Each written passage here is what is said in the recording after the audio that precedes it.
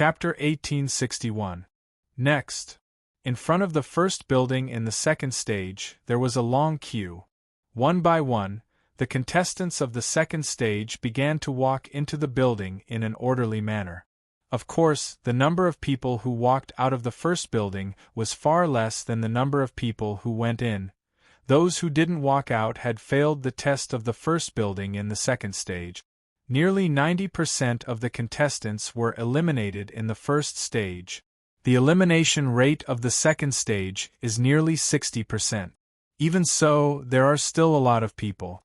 No wonder the first stage and the second stage are held at the same time. Dr. Gores was muttering, speaking of which, how many people have come to this national competition? I'm afraid all the successful guys in the world have come. He had successfully entered the second stage for some time and was currently waiting for the arrival of Sneeve and Tina. About half an hour later, the other two members of the castle trio arrived. So slow. Dr. Gores looked at the two of them with some dissatisfaction. Sneeve didn't speak, but the servant girl said quite innocently, even in the first stage, there is the possibility of encountering difficult opponents.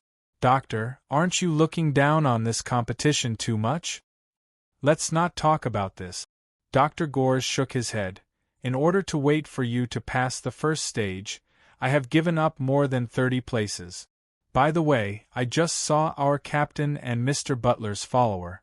They have entered the second stage earlier than me.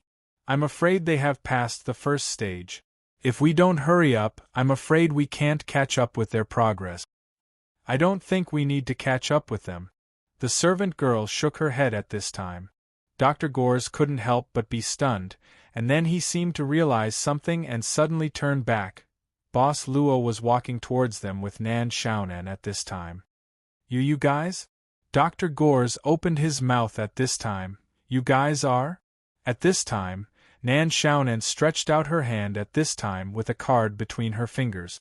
After shaking it twice, she smiled and said, Yes, we have passed the second stage of the test. Next, we will enter the next stage. Doctor, you guys are so slow. Why are you only here now? It's definitely that kind of face. This kind of smug, mocking face of the villain. Dr. Gores moved his lips and took a deep breath. Then, he said in a deep voice, Tina, Sneeve, let's go in. Don't waste time here. Unexpectedly, the maid asked, Mr. Luo, have you really passed all the tests in the second stage? Yes. Boss Luo nodded. I understand. The maid said seriously, in this case, can Mr. Luo announce the tests in these buildings? What are they? It will be convenient for our next action. Since we are all in the same camp, I think Mr. Luo won't mind giving us this help. We also worked very hard to complete the strategy for clearing the level. You guys don't have to do anything and can just sit back and enjoy the fruits of our labor. Isn't that a bit too cheap? Nan Xiaonan loved this part of the game the most. The bargaining part. If we suffer any losses at this stage, it won't do anyone any good. Tina said indifferently. I think that when we're facing the final guardian, one more person means one more strength. Even if we're not strong enough, I think we can still be cannon fodder at the very least. You even used cannon fodder, what a humble excuse. Since we have said this, it's really unreasonable if we don't share the walkthrough. Nan Xiaonan narrowed her eyes. But if I'm such a wicked person, what can you do? I believe Mr. Luo is not that kind of selfish type. The maid said indifferently, As for whether this lady is wicked or not, it has nothing to do with me. Oh, interesting. Nan Xiaonan chuckled and was about to continue. But Boss Luo interrupted at this time.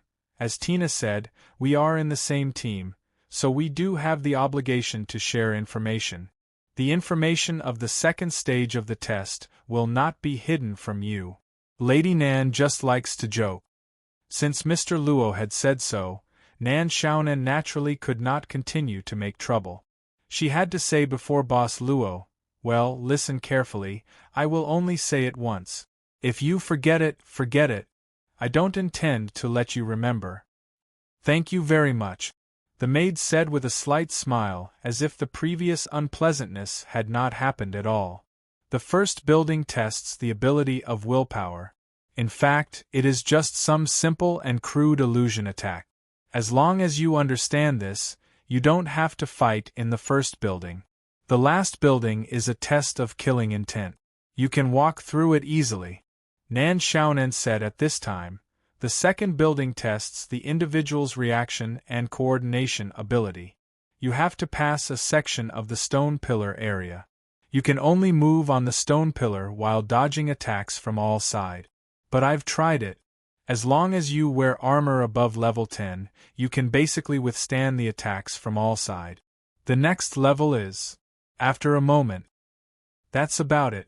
It's very simple. Nan Xiaonan shrugged at this time and said, the rest is just the harassment of some miscellaneous monsters that will appear in the process of clearing the level.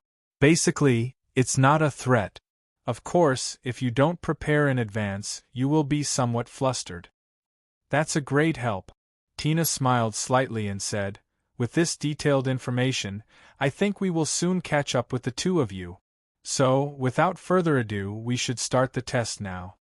After that, the maid was very polite and gave a ladylike salute to Boss Luo and Nan Xiaonan before leaving. Come on. Nan Xiaonan waved enthusiastically at this time, and then quietly stuck out her tongue. Lady Nan, why didn't you tell Miss Tina that the last test of killing intent in the first level comes from the killing intent of a sanctuary professional? Isn't it interesting? Nan Xiaonan said playfully at this time. Mr. Luo, you have your own way of finding fun, but so do I. Besides, I didn't lie to them, right? I've already told them roughly what we've been through. Besides, Mr. Luo didn't add anything just now. Boss Luo didn't say anything. In the distance, a tall figure carrying a big sword was running towards them. It was obviously Mose, who had been waiting at the end of the second stage. Little brother, you really made it out successfully. You're really amazing. I knew it. Do you really believe that woman's information? Inside the first building, the group of three was walking in a dim hall. Here, they could only see a few meters around them, and the rest was darkness. However, the pillars supporting the hall were so densely packed that they could not help but be dazzled. The strange thing was that they had been in this hall for quite some time, but they had not completely walked out of this hall. Judging from the outside, they should have walked back and forth through the first building several times. The problem was caused by Dr. Gores. Doctor, you don't want to believe it? Tina asked back. Dr. Gores shook his head. Whether it's true or not, it can only be used as a reference. But according to the current situation, at least we haven't encountered the so-called illusion that tested willpower in the first stage. What's that sound? Rumble. Rumble. Rumble. The sound was getting louder and louder, which meant that something was approaching quickly. They looked ahead, and finally, a huge black shadow appeared in front of them. It was a huge round stone, which was rolling quickly from the center of the pillars on both sides. There were even a lot of flesh and blood on this round stone, which was obviously caused by the players who entered before it. Wait, is this just an illusion? Dr. Gores frowned at this time. If they knew it was an illusion, the most direct way was to do nothing and let the stone roll over them, then nothing would happen. But if it wasn't an illusion, they would lose a lot of HP if they let this huge stone roll over them, right? At this time, Sneeve turned his palm, and a cold light suddenly shot out. A palm-sized flying knife directly pierced towards the huge rolling stone. With a tinkling sound, the flying knife drew a spark on the surface of the round stone, and instantly turned to another direction. It's true. Sneeve frowned at this time. Wait, if it's an illusion, maybe it has been here since you attacked, or even before? Dr. Gores said quickly. Don't judge too early. Let's try to avoid it first. It's too easy to avoid this kind of connection. With this, Dr. Gores directly flashed to the center of the second row of pillars. But in an instant, Dr. Gores's face changed slightly. because, in the middle of the second row of pillars, there was also a huge round stone that was rolling over. There's also one here. All of them. The pillars were arranged in a straight line in the hall, which meant that there were many passages. However, at this moment there was a terrifying huge round stone in each of the passages. Let's climb to the top of the pillars first, wait for these rolling stones to roll over, and then continue to move forward. Dr. Gores reacted quickly, and climbed up one of the pillars in an instant. But just as he climbed up the pillar, his face turned ugly again, because these round stones were not just one wave, but one after another. There was no end to them at all. Until now, Dr. Gores realized that it was not that he didn't see any contestants on the way, but that those contestants had already climbed up the pillars. At this time, they were moving forward with difficulty through these pillars. However, the pillars in the hall were unusually smooth. Some of the contestants who were able to grab onto another pillar in time instantly fell to the ground, and then were directly crushed by the huge rolling stones. Perhaps they had withstood the first boulder, but before they could get up in time, they were met with the second and third boulders. In the end, they were crushed into meat paste. It's just an illusion, just an illusion. Dr. Gores took a deep breath at this time. Don't be afraid, it's just an illusion. Ah! At this time, a shrill scream suddenly sounded in front. A bunch of huge flames suddenly flashed. The pillars that the contestants were holding began to burn at this time. The flames rose rapidly from the bottom of the pillars in a spiral shape. It's just an illusion, just an illusion. When the flames instantly burned on his body, Dr. Gores couldn't bear the burning pain, and couldn't help but cry, and fell down from the pillar. Dr. Gores, who was burning, crazily rolled on the ground, but still couldn't put out the flames on his body. But seeing the huge stone rolling on his body, Dr. Gores was frightened and covered his head with his hands. Ah! Doctor, wake up, doctor. Dr. Gores waved his hands at this time, but his hands were quickly grasped by something. He opened his eyes wide and saw Tina's pretty face. Dr. Gores won, and subconsciously looked at himself. Looking around, he saw many contestants on the pillars and on the floor, who were still crying in pain or constantly rolling on the ground. Some were even motionless. It's really just an illusion, but it's too realistic. Dr. Gores shook his head hard to wake himself up. That damn woman, she said this level of illusion was very rough. By the way, how did you wake up? Tina said quickly. This time it's all thanks to Mr. Sneeve. He used some anti-illusion functional medicine in advance, so we woke up early. Sneeve. Dr. Gores frowned, and then felt something strange in his mouth, and stretched out his hand to wipe it. What's this in my mouth? Is it also an anti-illusion functional medicine? Why is it sticky? You've been tricked, it's just a waste to resist. Sneeve said indifferently, I let you eat horse dung, as long as you wake up, the effect will be the same. You actually. Dr. Gores's face couldn't help turning pale. Now is not the time for internal strife, doctor. Tina had to mediate. Don't forget our purpose. Now that we're awake, let's pass this test cleanly, otherwise we may fall into the illusion again. Dr. Gores took a deep breath.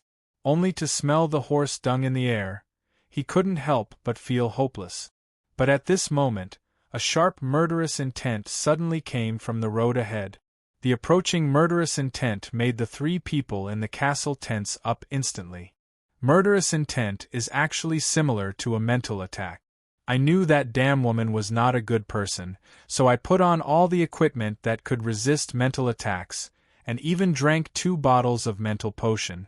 This level of murderous intent is not affected by it. Dr. Gores snorted coldly, she's just Narson's cook. After I get out, I'll teach her a lesson. Suddenly, the murderous intent in front of them increased tenfold. Chapter 1862. The killing intent instantly woke up many of the contestants from the illusion, and they fell to the ground like corpses. Faced with this terrifying killing intent, the trio in the castle gritted their teeth and crawled forward in the hall. Dr. Gores was sure that even in the face of such difficulties, the captain should be able to easily pass through. But what about Nan Xiaonan? How could she easily resist such a terrifying killing intent? Damn it! If he had known this would happen, he wouldn't have failed to pick up more things from the temporary captain when he went to the elven homeland. In the past, Dr. Gores felt that it wasn't right for him to pick up too many things, but now he only hated himself for being too slow. On the top floor of the first building in the second stage, an old man with long white hair was sitting cross-legged on a high platform. Below, the killing intent that shrouded the group of contestants was released by this old man. This old man was one of the two sanctuary masters in charge of guarding Princess Carol's palace, the one who had been directly slapped into the ground by the Dragon Empress. Of course, while being slapped into the ground seemed to be a big deal, it was actually just a flesh wound. It was the heart that was hurt. Looks like you're planning to vent all your dissatisfaction on these young fellows. Not long after, the other sanctuary master slowly walked over. At King Amos' request, and perhaps also because of the deterrence of Queen Hilda, these two sanctuary masters left their original positions today, which was rare for them, and were now in charge of eliminating the contestants who didn't pass the second stage. It shouldn't be time to change shifts yet, right? I'm just here to see you. After all, that hit from Queen Hilda was quite heavy. Alright, I just wanted to ask, did you find any good seedlings? They're all just average, and they couldn't even withstand half of my killing intent. If this continues, I even suspect that none of the contestants will be able to pass this stage. But before I came in, I saw quite a few young fellows who had already passed all the tests in the second stage.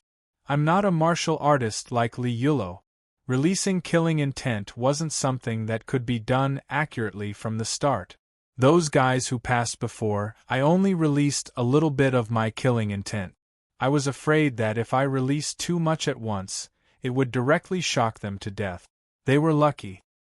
Alright, after this batch is done, it's my turn to take over. This is actually the most difficult part of the second stage of the test. The ones after that are relatively easier.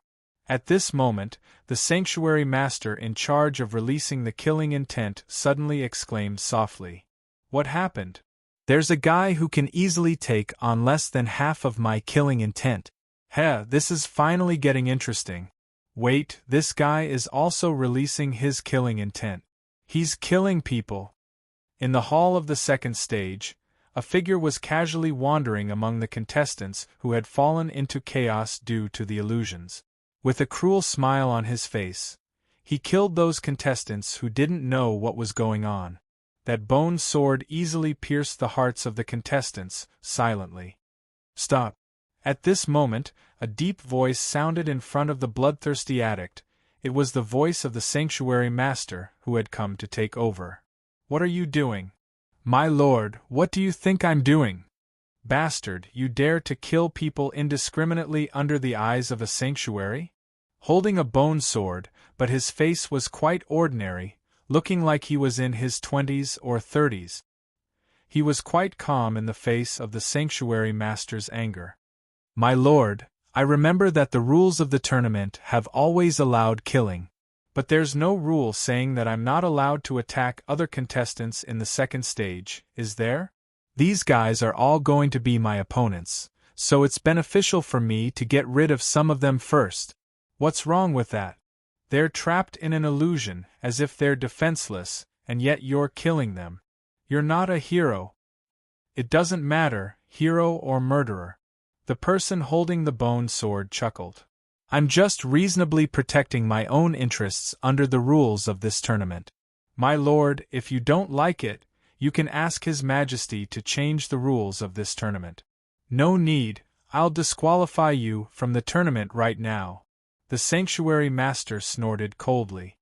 And arrest you for indiscriminate killing. You're just a puny contestant. This old man still has the power to control you. In other words, my lord, you intend to abuse your authority. The person holding the bone sword laughed coldly. Does that mean I can protect myself? The sanctuary master snorted coldly, and was about to teach this arrogant fellow a lesson, but in that instant, the arrogant fellow before him suddenly disappeared. Just as the sanctum master was about to explain, he felt a chill on his neck. My lord, if I kill you here, I wonder if I'll be violating the rules of the tournament? The sanctuary master's eyes widened. So you're just a good-for-nothing with enough power but no heart of the sanctuary. Forget it, I won't kill you to save myself the trouble. The person holding the bone sword gave him a gentle push.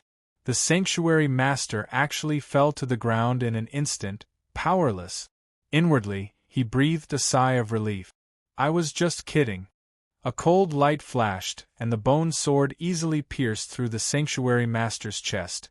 It was only when the bone sword pierced through his body that the sanctuary master suddenly realized. His powerful magic had all fallen silent the moment he met the person holding the bone sword. Without that powerful mana, even a sanctuary master would only be a slightly stronger person, the serpent that devours all spells. One of the 3 godly weapons left in the world, to be able to die under it. It's not a disgrace to your so-called sanctuary master, is it?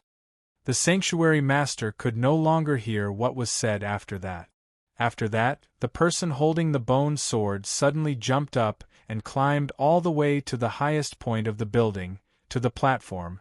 The white-haired sanctuary master, who was still releasing his killing intent, was slightly startled. Who are you? My lord, I'm here to take over. Please go down. A cold light pierced towards him. Take over, you? How dare you? The white-haired sanctuary master snorted coldly, and the terrifying magic on his body instantly vibrated, causing the huge building to tremble in an instant. However, in just an instant, the powerful magic suddenly fell silent. In the midst of his shock, the bone sword had already pierced through the white-haired sanctuary master's chest. After that, the person holding the bone sword kicked the corpse of the white-haired sanctuary master to one side and sat down, chuckling. Now, it's up to me to decide who should be allowed to pass. The current pace is not bad. A creature that resembled a dolphin was swimming in a huge pool, the pool in the garden of the Princess Palace. At the same time, Her Highness was also in the pool, having fun teasing these strange creatures. At the edge of the pool, the Dragon Empress Hilda was smiling as she watched Her Highness play with the water. It was just that the entire pool was now suffused with a thin layer of blood red. At that moment, the corpse of a sea monster that had been torn apart slowly floated to Queen Hilda's side. Before it even got close, the corpse of the sea monster was directly annihilated by the Empress power. Your Majesty, King Amos is here. Laura, the head maid, slowly walked over. She was leading King Amos here. His Majesty should have just finished his speech at the opening of the national tournament and immediately returned to the palace. Calculating the time, he did not even stop on the way. Yamos, huh? Just in time. Queen Hilda did not look back. She looked at Princess Carol, who was playing in the pool, and said in a doting tone, "Come and see Carol, such a lively child." Indeed, King Amos smiled and said, "I haven't seen Carol this happy in a long time. He really does look like a monster." Queen Hilda stared at the Yamos King and said expressionlessly, "That's what you think, isn't it?" The Yamos King said indifferently, "I gave Carol everything I could, just so that she could live a happy life. How could my child be a monster? Why is he here? Mother, I don't want to see this guy. Mother." In the pool, Princess Carol suddenly exerted force with both hands and tore apart the dolphin-like water monster that was hugging her. She shouted angrily, "Get lost! Carol, be quiet." The Dragon Queen looked at Princess Carol with a cold glint in her eyes. Her Royal Highness instantly shuddered and shut her mouth tightly. Queen Hilda then looked at King Amos and said, "It seems that even if you give her everything you can't gain Carol's favor. Yamos, I've kept Carol in your palace, but she has never changed her attitude toward you. I'm really disappointed about this. As long as half of the royal blood of Elnis remains in her body, I won't let her return to the dragon clan on the continent. No one can take my child away from me, the Yamos king said unyieldingly. No one can take my child from me. Yamos, do you know who you're talking to? I know. King Amos said slowly. As I said, I'll give her everything I can, even if it's you, Hilda. The last bit of dignity as a father? Queen Hilda suddenly smiled faintly and caressed King Amos's face. This is one of the few things I like about you. Don't let me down in the future. With that, Queen Hilda waved at Princess Carol and said, Carol, stop playing. Let me think, you haven't had dinner with your father for a long time. Tonight is a rare opportunity. Let's have dinner together. She knew that she couldn't disobey the Dragon Queen's order, even if she was her daughter. Princess Carol walked out of the pool unwillingly, but her eyes were fixed on King Amos. Suddenly, Princess Carol said, Mother, I want to watch the national competition. The Dragon Queen smiled and said, Today is the first day, and we're still in the elimination stage. There's nothing to see. Let's wait until the finals. Don't worry, since they're young talents from all over the world, they'll probably meet your requirement. I can't wait. Princess Carol sat down on the ground. It's too slow. I don't want to wait anymore. Even if you say so, there are still too many people participating in the competition. Queen Hilda shook her head. But it'll only be a few days at most. I'll be with you during these days. I don't care. I don't care. I want it now. I don't care. I really don't know what to do with you, child. Queen Hilda shook her head and looked coldly at King Amos. All right, Yamos, think of a way to coax this child. The competition schedule has been set, and it's already started. King Amos thought for a moment and said, But if Carol feels bored, I can order some of the seated contestants to fight first. Carol? Queen Hilda looked at Princess Carol, as if asking for her opinion. I want to see the birth of the real champion. Princess Carol didn't give up and even rolled on the ground, throwing a tantrum. A maid who was waiting for orders even had her head smashed and fell into the pool because of Princess Carol's beating. It doesn't seem like a good idea. This child won't stop. Queen Hilda shook her head and pondered for a moment before saying, Okay, I know what to do. King Amos looked at Queen Hilda subconsciously. The Empress of the Dragon Clan opened her palm, and a pearl appeared in her palm. Then, the pearl began to rush into the sky and burst out with a brilliant light. Even though it was broad daylight, the pearl's light was very clear. In the next moment, the pearl shot toward the venue of the competition. The Dragon Queen's voice began to resound throughout the entire capital city. Especially in the competition venue, it was even louder. In the name of the Dragon Queen of the continent, Hilda, I give the following orders. From now on, the rules of the national competition will be changed. All selection battles will be cancelled, and it will be a competition for all contestants. Before dawn, no matter who it is, as long as they can come to me with the pearl, they will be the champion of the competition. I will give the winner a chance to be baptized in the Dragon Clan's holy pond. The Dragon Queen's voice still echoed in the streets of the capital. Everyone was silent. At this moment, in the palace, after giving the order, Queen Hilda looked at Princess Carol with a smile. How is it, little darling? You will soon see the birth of the champion. Great. This is fun. Princess Carol's eyes blazed. Finally, I don't have to be so bored. Hilda, are you planning to turn the entire capital into a battlefield? King Amos suddenly asked. What? Didn't you say you would give everything you could? You can't bear to? Queen Hilda asked with a cold smile. King Amos said indifferently, I just want to know if you can start preparing for tonight's dinner. Chapter 1863. The Imperial City, the Guards Division, the pavilion in the middle of the lake. The voice of the Dragon Queen Hilda gradually faded away. At this moment, a figure stepped on the lake water and landed in the pavilion in the middle of the lake. He came in front of the sacred swordsman Liolo. Teacher. Quark, who had just come to the sacred swordsman's side, had a solemn expression. Do we need to do anything? The sacred swordsman was silent. Teacher. Sacred swordsman Liulo slowly exhaled. As long as the Dragon Emperor's barrier remains, the army outside the Imperial City will not be able to enter. With the current strength of the Guards Division, the Forbidden Army, and the City Defense Force, it is simply unrealistic to want to control so many professionals. Teacher. The Dragon Queen has added the champion's reward. The dragon race's holy pool is equivalent to directly leading to the holy domain, reaching the heavens in a single bound. These professionals participating will go crazy. In this case, the Imperial City will probably. Quark frowned.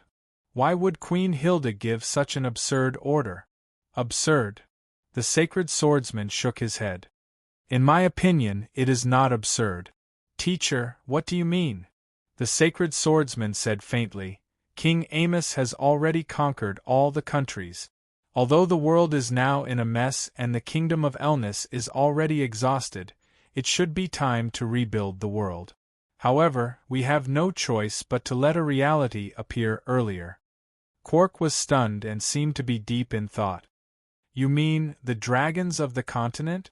The reality before His Majesty is, apart from the dragons of the continent, he no longer has any enemies. The sacred swordsman sighed and said, Perhaps to the Dragon Queen who is the strongest, this current bit of power is not enough to enter her eyes. However, if the kingdom is allowed to continue to develop, I believe that one day, with the combined power of all the humans in the world, there will be a day when the Dragon Queen will fear them. Quark, now that the power of the entire new generation has gathered in the Imperial City. Now, do you still think that this national tournament is just Her Highness the Princess Willfulness? Does His Majesty not know? Quark frowned. With His Majesty's ability, he should have thought of this, but why does he still, who knows? Sword Saint Liulo shook his head. No one has ever understood the thoughts of our Emperor. Perhaps he has never thought of dealing with the dragon race. Perhaps he is now satisfied with having the entire world under his control. Perhaps he truly dotes on the princess. Are we just going to watch? The Sword Saint was silent for a moment before he quickly said, Take my order and order all the guards in the city to open up all the defense points in the city. Do your best to protect the civilians. We can't mobilize the guards and the city defense forces. The only thing we can do now is to do what we can. Teacher Yu. I'm going to stay here for a while. The Sword Saint looked at the calm surface of the lake. Jillian has fused with the Sword Soul Beast for a longer time than I thought. The power hidden in his body is probably even stronger than the peace between man and nature. Quark subconsciously looked at the lake where countless broken swords of powerhouses were buried. A trace of envy flashed across his eyes. The Sword Saint suddenly said, The third Sword Soul Beast in the Sword Barrow should be born soon, but when it matures, I'll find a way to graft the bloodline of the Highlands onto you from Jillian or the peace between man and nature so that you can have your own Sword Soul Beast. Quark, you've been following me for so many years. It's time for me to give you something in return. Thank you, teacher. Quark knelt down to express his gratitude in surprise. Go. The Sword Saint waved his hand and said, Remember, do what you can. Looking at Quark's figure that was already far away, the Sword Saint sat on the stool in the lake pavilion and stared at the calm surface of the lake silently. This storm came much faster than I thought. Yamos, are you caught off guard? Or are you already prepared? We're not prepared at all. At the venue of the tournament, at the exit of the first building in the second stage of the tournament, Dr. Gores furrowed his brows. He looked at the pale-faced Sneeve and Tina beside him. The three of them had crawled out from the examiner's killing intent attack in the end. Even so, after crawling through the long path of killing intent, the trio's various resources had been greatly reduced, let alone their individual SAN points, which were practically ravaged to the bottom. Originally, after clearing the first building, the contestants would be given some time to rest so that they could continue with the following challenges. Of course, they could also choose not to rest. As for Dr. Gores and the other two who chose to rest first, they had not even sat down for more than a few minutes when the Dragon Queen's voice of changing the rules of the tournament rang out. Damn it, if I knew this would happen, we wouldn't have rushed to the first stage of the challenge so quickly. Dr. Gores was quite confused at the moment. Not only him, the contestants who walked out of the first stage of the challenge were also confused. What do we do? Tina looked up at him. Dr. Gores gritted his teeth and said, Forget it. Let's find that Luo guy first. The storm is about to start. Fighting alone is not good for us. On the platform of the first building, holding a bone sword, the ordinary-looking young man glanced at the white-haired sanctuary master who had rolled off the platform and whose corpse had long since turned cold. Then, he slowly stood up. You're really reckless, Hilda. He smiled faintly and slowly walked down the steps of the platform. All right, I've collected most of the materials anyway. Just as he walked down the platform, he jumped down into the hall below. At the same time, the motionless corpse of the white-haired sanctuary master under the platform suddenly trembled. Then, the white-haired sanctuary master's arm suddenly shot up. Almost all the contestants, whether they were in the second stage or the first stage of the elimination round, even those who had been seeded early on and were the favorites to win the tournament, were at a loss. This isn't a joke. This really isn't a joke. I saw the orb. The orb that fell from the sky fell directly into the first stage of the elimination round. Then, under countless gazes, it fell in front of a child who came with his family to join in the fun. The orb did not fall directly into the ground. Instead, it suddenly stopped and finally floated in front of the child. The orb emitted a brilliant light. The child in front of him subconsciously reached out to grab the orb. No. Don't touch it.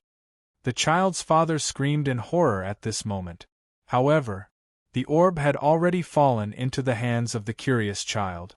He was very young, only a few years old. It was the age when he was full of curiosity about the unknown.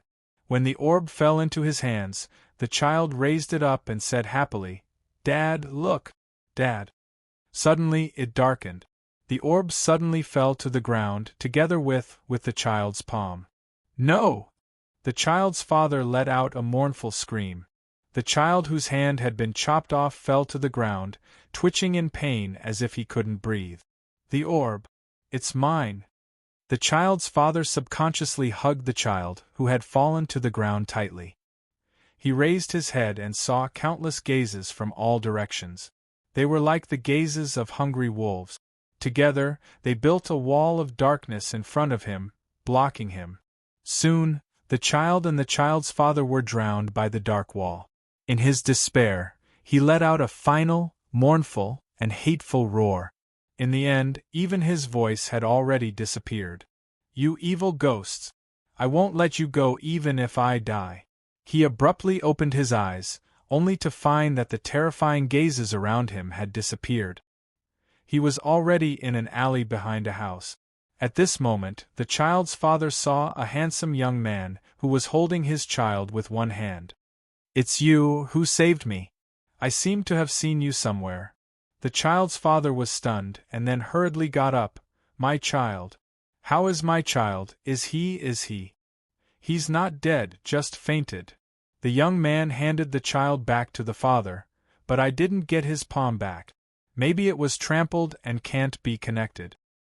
It's good to be alive, the child's father murmured, but he was so sad that he couldn't help but kneel down and cry.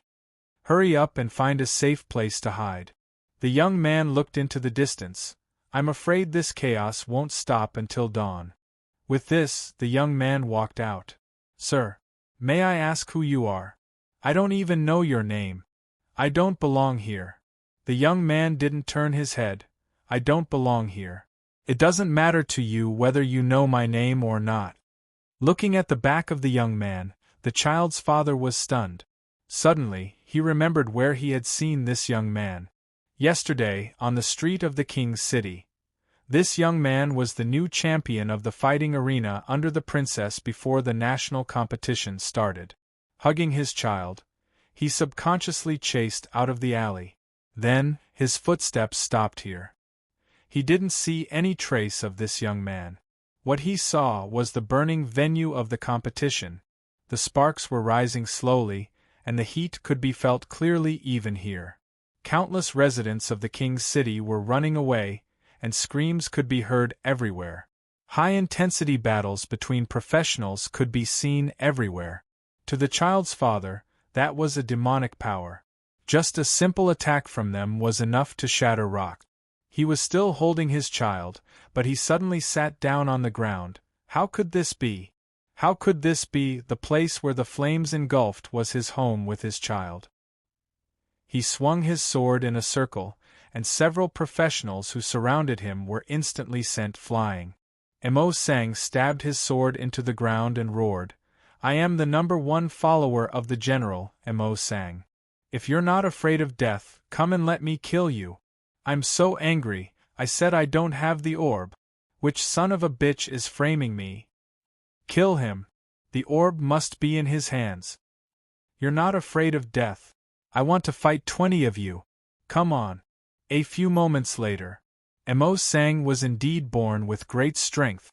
The professionals who fainted in front of him had piled up into a small human mountain, but he was still not out of breath and his face was not red. Perhaps it was because the deterrence was enough. No one dared to step forward anymore. Mose finally found the time to talk to his little brother. "Little brother, it's very dangerous all around. Don't leave my side." Emo Sang said in a rough voice, "I'm very strong, but I can't run fast. If you go too far, I won't be able to catch up." "Thank you, Mr. Emo Sang." In fact, since the beginning of the battle, Emo Sang had been protecting them very well. Even though the battle gradually became fierce, Boss Luo and Nan Xiaonan were not affected at all. Perhaps this was what Mr. Luo meant by convenience. With a bodyguard like Emo Sang, Mr. Luo's easy mode, Nan Xiaonan thought. Regarding Emo Sang's protection, Boss Luo asked curiously, "Mr. Emo Sang, you've been protecting us. Aren't you afraid that we'll harm you in the end?" "My mother said that people who ask these questions are usually good people who think for others." Emo Sang said in a low voice, "Little brother, you're afraid that I'll waste my strength, right? Don't worry. My endurance is very good.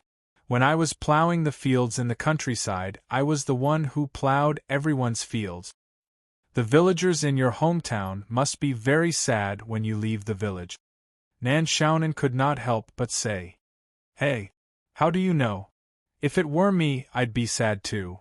Nan Xiaonan shrugged, then waved her hand and said, "Mr. Emo Sang, let's not talk about this. Do you know how many roads there are to the palace from here? What's the easiest road, and what's the hardest road?" "Why are we going to the palace?" Emo Sang asked in surprise. "I haven't found the orb yet." Nan Xiaonan rubbed her bangs and said, "We don't even know who has the orb now. How are you going to find it? Do you still remember what the Dragon Queen said? Only the person who brings the orb to her will be the winner. In other words, no matter who gets the orb, they'll have to go to the Dragon Queen." "I understand." Emo Sang suddenly nodded. "Good plan. Why didn't I think of it? We just have to wait for the person with the orb to appear at the end, and then we can snatch it." Nan Xiaonan opened her mouth and said with a bitter smile, "I don't feel the thrill of being praised by you at all. If you can think of this, others can certainly think of it as well. Maybe there are many people who are hiding near the entrance of the royal palace, waiting to hunt us down. Even if we go there now, we'll at most be one of these hunters, and won't have much of an advantage." "Then why did you ask me the way to the palace?" Emo Sang did not understand. If everyone can think of it, the person who gets the orb will also think of it. Nan Xiaonan shook her head and said, "The palace will definitely be there. The key is which route the person who gets the orb will choose. Generally speaking, the longer the orb is in the hands of the person, the more dangerous it will be. Generally speaking, the person will choose the shortest route and hand the orb to the Dragon Queen as soon as possible to win. But at the same time, the route is also the most dangerous. If the person who gets the orb is smart enough, he may choose the route that seems to be the most difficult and the longest. Now, do you understand what I mean? Emo Sang thought for a while, then shook his head and said confidently, I don't understand. If it weren't for the fact that you still have some use. Nan Xiaonan gritted her teeth and muttered, then said in a deep voice, we have to choose the most difficult and time-consuming route to ambush, understand? Understood. Emo Sang nodded heavily, then said, but if the person who gets the orb is not smart enough, he will not take the longest route, but the shortest one. Won't we miss the opportunity? Nan Xiaonan opened her mouth subconsciously. This was AF *King. Soul interrogation? In that case, let's go directly to the real end and wait, Boss Luo said softly at this time. Go to Queen Hilda's side and wait for the orb to appear. A moment ago, the battle had not yet begun, but the orb had already rushed from Queen Hilda's palm to the sky. Outside the competition venue, the soldiers were busy transporting the corpses of the contestants who died during the competition to a temporary resting place, a temporary wooden house. There were dozens of such wooden houses in the vicinity. Now they were all filled with fresh corpses. It seems that these houses will not be enough before sunset. The wooden cart stopped, and the soldier dragged out a corpse that had just stopped breathing, then threw it into the house. Then, he turned his head and sighed, I'm tired. At this time, I really want to go to Old Carl's pub for a drink. What happened to you? Just now, did the corpse move? Corpse. The soldier looked at his colleague in surprise, then he was startled and said subconsciously, maybe it's not completely dead. Whatever, it's injured like this. Even if it's saved, it will be disabled. Okay. Maybe I saw it wrong. They closed the door, then continued to push the wooden cart back to the competition venue. At this time, the Queen's voice had just sounded. Chapter 1864. As a female knight, Lillian had long reached the marriageable age. In her hometown, Lily Ann's family had always been worried about her marriage. Unfortunately, Lillian had a strong personality and refused to admit defeat, so she had always been unmoved. She firmly believed that even if she didn't rely on a man, she could still become a great knight. In order to prove this point, since the disappearance of the national tournament was announced, Lillian had already started preparing a few months ago. She had set off from her hometown thousands of kilometers away to the capital of Elnis Kingdom, and she had also taken the time to hone her martial arts on the road. How could this be? Finally, today, she had successfully stepped onto the stage of the national tournament. She was about to pass the auditions of the Kingdom tournament and enter the second stage of the test. It shouldn't be like this. Lily Ann's results in the auditions were very good. She wasn't in a hurry to enter the second stage of the test. Instead, she took the time to pass the auditions one after another, striving to take the next step to complete her knighthood. This isn't what I want. Everything was proceeding in an orderly manner. She was slowly getting closer to the goal in her heart. This isn't the Kingdom tournament, this isn't it. This kind of difficult but fulfilling feeling made Lillian fascinated. She enjoyed the sweat that spilled out from the competition. Together with the afterglow of the setting sun, they formed little spots on the stone platform. It was the most beautiful painting in the world. What exactly happened? Woman, die! Bastard! Amidst a furious roar, Lillian finally broke through her own limits and successfully completed the knight's ultimate skill that she had painstakingly trained for an entire year. She had successfully slain a professionist who had gone berserk from killing with her own knight's sword. The severed head rolled on the ground, leaving a trail of dark red. The burning flames swayed around Lillian. Her left hand was already hanging down. In the past battles, this left hand had already been destroyed, and she had long lost the ability to lift it again. The feeling of exhaustion began to spread throughout Lily's body. Facing this terrible situation, Lily suddenly retreated. In horror, she wanted to escape from this murderous purgatory in front of her. Not long after she escaped, the scene of slaughter in front of her made her quickly hide. Several professionists had obviously joined hands and blocked this checkpoint, ambushing and killing quite a few contestants. After that, the professionists who worked together began to search the corpses, killing and looting. Almost instantly, Lily saw through their intentions. There was the birth of such groups. Soon after the chaotic battle began, a large number of such groups had appeared. They had simply grouped together and had no intention of competing for the Dragon Queen's jewel. Instead, they had set their sights on the adepts who were alone or the rich people in the capital. The purpose of these temporary groups was very clear. They did not intend to compete for the championship, but only hoped to gain enough wealth in this sudden chaotic battle. Since King Amos's crusade against the various countries, most of the wealth of the whole world had been concentrated in the kingdom of Elnis, and this plundered wealth was mostly stored in the prosperous capital of the kingdom. In Lily Ann's hometown, although her family was a local small feudal family with a title of nobility.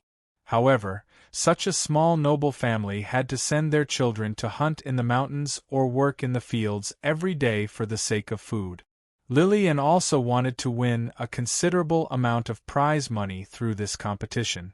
She would take the prize money back to her hometown to improve the environment of her family, and at the same time prove to her parents that, even as a woman, she was absolutely not worse than the 7 contestants before her. As one of the 8 women of a small feudal lord at the border, Lillian had a long-term goal. Oh no! They found me! Lillian abruptly reacted and subconsciously retreated. But just as she took half a step back, her body naturally bumped into something. She bumped into someone. A female knight?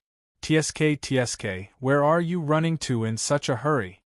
Lillian suddenly waved the knight's sword in her hand, but the person behind her seemed to have anticipated this and punched Lily Ann's injured left arm without saying anything. After a few fierce fights, Lily Ann's physical strength was almost exhausted. At this time, she did not have the strength to resist at all and was instantly blasted away by the person behind her. She fell to the ground and rolled forward. She only felt a sharp pain, and at the same time, the world was spinning. As soon as she stopped, her hands and legs were directly pressed to the ground by several professions. Haha, another one came. And a good female knight. A pair of thick hands began to rudely grope Lily Ann's legs, tearing open her pants under the skirt armor. She wanted to resist, but her head was directly pressed to the ground by another person. He began to use his weapon to violently pry open her breastplate. This woman is too poor. She is useless except for some beauty. Kill her. Don't do that. I've been in the royal city for more than a month, and I've almost forgotten the smell of women. In this lousy place, the price of an ordinary prostitute is equivalent to a month's worth of my earnings from fighting for my life outside. The prices of this lousy place are simply too high. Idiot, I don't have time to wait for you to finish, and I won't help you when you're doing it. I haven't played with a female knight yet, I don't want the rest. This woman, when I'm done, I'll directly kill her, I won't bother you. Saying that, a pair of rough hands directly reached out and directly broke Lily Ann's other hand, then grabbed her hair and directly dragged her into an empty shop by the street. Seeing that Lillian had been directly dragged into the shop by the burly man, and hearing her miserable scream, one of the professions frowned. Since no one is coming, I'll go in and take a look. Damn it! This bunch of trash. The leader of the professions immediately frowned. This team was temporarily put together by him, and they did not know each other, but put together for the sake of the immediate benefits. But he did not think that he would have such bad luck to actually team up with such trash. At this moment, a trace of murderous intent flashed in the eyes of the temporary leader, and his hand quietly reached for his weapon.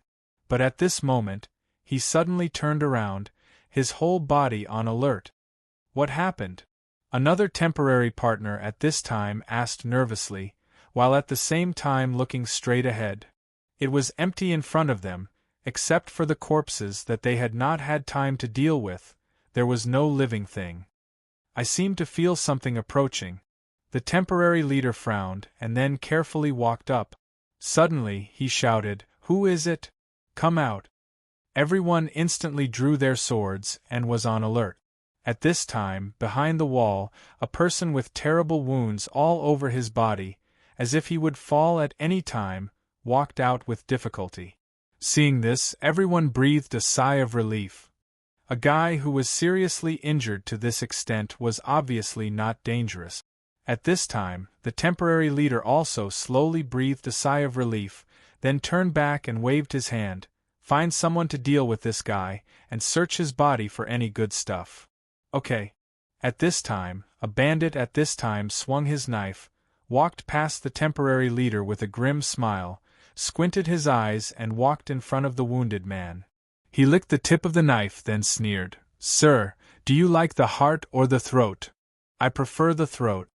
With that, the bandit's dagger directly slit the throat of the seriously injured man.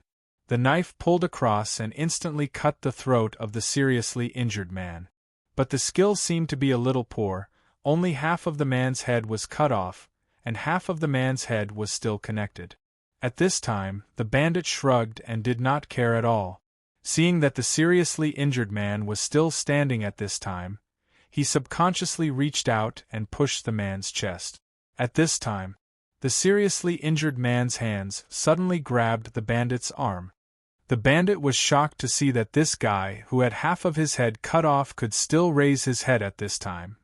More than half of his cheek had been bitten clean by something. "What is this?" The thief sucked in a breath of cold air, but at this moment, the heavily injured man suddenly opened his mouth and bit his neck. "Ah dash!" The screams of the bandit's companions instantly alerted several professionals who were dealing with the bodies of the victims at the back, including the temporary leader. They turned around at the same time, only to see the bandit trembling all over and then sliding to the ground bit by bit. At this time, the seriously injured man looked at them with his mouth full of flesh and blood. There's more. There's more dash." Behind the temporary leader, a swordsman at this time pointed forward in horror, pointing behind the seriously injured man. At the place where the seriously injured man walked out, people with similar appearances walked out one after another. They were men, women, and even old people. They all lowered their heads and their bodies seemed to be very stiff, but their movements weren't slow. In just a moment, more than a dozen of such guys had walked out. At this time, these guys seemed to be stimulated by something. At this time, they suddenly raised their heads and then rushed toward the professionals crazily. "Get ready to fight!" The forest guard leader shouted at this time. "Something seems to have happened outside. I'll go and check it out. Don't break this woman." "I haven't done it yet, but it'll be soon." Lily struggled desperately. Her equipment, clothes, and even the last loincloth were already in the hands of the bandit. She could only desperately clamp her legs together. This was her last and most desperate defense. "I won't let you go. After I die, my soul will become a vengeful spirit. I'll follow you until death. I'll always curse you dash. We, from the beginning, knew that we would die a horrible death, but so what? Even if you really curse me, you can't erase what I'm about to do to you. Ha ha ha, other than despair, you haven't given me any happiness." However, a scream came from outside. The bandit who was about to attack at this time frowned. He coldly snorted, picked up a short sword without saying anything and directly pierced Lily's hand, nailing her hand to the ground. Then he walked out while cursing. At this time, Lily was in so much pain that she almost lost consciousness. She almost fainted. It shouldn't be like this. She closed her eyes in grief and despair. After losing consciousness, a short time later, Lily woke up again. She gritted her teeth, endured the pain, and bit the short sword away. Then, she almost forgot that she was naked at this moment. She just wanted to escape from this hellish place. Bang! Lily struggled to break open the door of the shop. Her whole body was unstable and fell to the street. She rolled on the ground. The moment she opened her eyes, what she saw was a very twisted face. The face of the bandit who was about to rape her. She didn't know what terrible things he had experienced to make his face appear so twisted. Lily was frightened and moved her legs away. She looked up. She saw that the whole street, at this time, countless eyes were looking at her. Those people, those men, those women, those old people, and even those children. That was extremely bloodthirsty eyes. Lily even saw the temporary leader of this group of bandits. At this time, he had become the same kind of, no longer looked like a human. Lily found that she couldn't move. She sat on the ground in a daze, staring blankly at these fellows as they slowly surrounded her. She suddenly laughed out loud, a tragic laugh. What unknown horror are we experiencing? Ah, forget it, let's leave it like this. Lily slowly closed her eyes. Perhaps I should listen to the arrangement of my family, stay in my hometown, and find a marriage. I haven't experienced, this is really not reconciled. Lady, don't give up. Suddenly, a rough voice exploded in Lily's ears like thunder. Lily opened her eyes subconsciously, only to see a huge figure descending from the sky at this time. He held a huge sword in his hand, and when he waved it, the wind whistled. It was as easy as cutting melons and vegetables to kill the weird guys on the street. In just a blink of an eye, the guys around Lily had been wiped out. Although more guys were beginning to fill the gap at this time. But Lily suddenly felt safe. Looking at the tall figure from the back, she suddenly felt safe. I'm Mr. Mo Sang, the first hanger-on of the general. You monsters, quickly back off. The strong man waving the huge sword at this time roared, Don't force me to kill! You've already killed a circle, okay? Outside the group of weird humans, a strange woman's voice instantly came. It was the voice of the demon girl of the subworld's academic school. Don't come over. Especially you, little brother, don't come over. However, Mo Sang shouted again at this time with a rough voice at this time. Outside, Nan Xiaonan, who was watching the weird humans besieging Mo Sang, was startled at this time, and couldn't help but ask curiously, Why?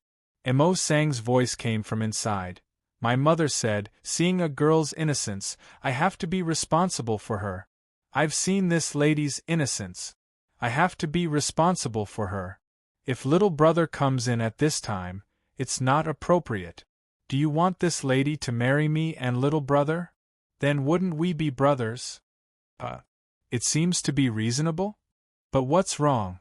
Nan Xiaonan suddenly widened her eyes, looking at Boss Luo in disbelief, and said subconsciously, Mr. Luo, can you always attract these magical creatures? Probably. Boss Luo was silent for a moment and finally shook his head. Lady Nan, can you please catch a person for me to see? These people who have turned into zombies. Right away. Nan Xiaonan nodded and opened the demonic diagram. A dark shadow rushed out instantly, but in an instant, it directly brought back a crazy and bloodthirsty guy. What a perfect day! The young man holding the bone was standing on a tall building in King's City, overlooking the city that was in flames, slaughter, and despair, as if he was looking at a masterpiece created by himself. What did you do? Suddenly, a deep and cold woman's voice came from behind the young man. As you can see. The young man slowly turned around at this time, looking at the woman who quietly appeared behind him, and smiled. In order to win this game, and also to fulfill my promise to take you away from this world. Lore. The woman, the head maid of the palace, was expressionless at this time, and even a strong murderous intent burst out from her body. Her Majesty said, If I see you again, I'll kill you without mercy. Die. Suddenly, pieces of armor appeared on her body. In the blink of an eye, she was fully armed, holding a long spear. Chapter 1865. However, there were too many mutated humans on the streets. Even Mose, who had the stamina to plow the entire village's fields once, could not help but feel his wrists ache. No more fighting, no more fighting. There's no end to this. The moment she heard Moses' muffled voice, Lily felt her body suddenly become light. She was directly grabbed by Mose and carried on his shoulder. Then, Moses' legs exerted force and his whole body soared into the sky, finally landing on the roof of a nearby house. Here, Lily saw a man and a woman, as well as a mutated human lying on the ground. "Lady, don't worry, Mose, said that I will be responsible for you." Mose patted his chest and said, "I have already been responsible for 3 women, you are the 4th. Don't worry about me breaking my promise." Lily could not help but raise her head blankly. Nan Xiaonan suddenly raised her head. This boss Mose, was he really stupid or just a scheming muscle boy? "Lady Nan, give the clothes in this house to this lady." Boss Luo was currently examining the mutated human on the ground that Nan Xiaonan had caught. When Mose came back, he did not look at him. Now, he did not even raise his head and waved his hand to give Lady Nan a new set of clothes. Lily's body was now lying on Moses' shoulder. Because of the shame and anger, she did not dare to move. She felt like a big fat pig. "Put it on first?" Nan Xiaonan walked to Lily's side. My arms are broken." Lily's face was pale as she said. Nan Xiaonan frowned and could only helplessly say, "Let me give you a simple treatment. Go to the side first, so that this big guy won't take advantage of you, and also so that you won't take advantage of others." Lily's first sentence was easy to understand, but she did not understand the second half of Lily's sentence. She was already in this state, who could she take advantage of? However, the gentleman who gave her the clothes was very gentlemanly. "Little brother, what are you doing?" While Nan Xiaonan took Lily to hide behind the water tank on the roof for a simple treatment, Mose directly went to Boss Luo, squatted down and asked, "How did these guys become like this? Are they sick?" "Sick?" Luo Qiu looked at him curiously. "Why do you think they are sick?" Mose said matter-of-factly, "If they are not sick, how can they become like this? My mother said that when people are sick, they will turn bad. Bad people are sick because their hearts are sick. It is very difficult to cure them. It's not people who are sick." Boss Luo said casually, "It's the world that is sick." Moses, S's, ants, let's see if there is a need to cure it." Boss Luo smiled casually, then clapped his hands and stood up. He looked around, thought for a while and said, "It seems that the situation is spreading quickly, but because of the Dragon King enchantment, these mutated humans cannot leave King City in a short time." "Really?" Mose patted his head and said, "This disease is contagious. Didn't we see on the way that after people are bitten, they will change?" "They are back." Boss Luo turned around at this time. Nan Xiaonan had already helped Lily out from behind the water tank. The female knight still looked pale, but her broken arm had been reattached, and the other injured arm was simply bandaged. Lily was wearing a simple light yellow dress.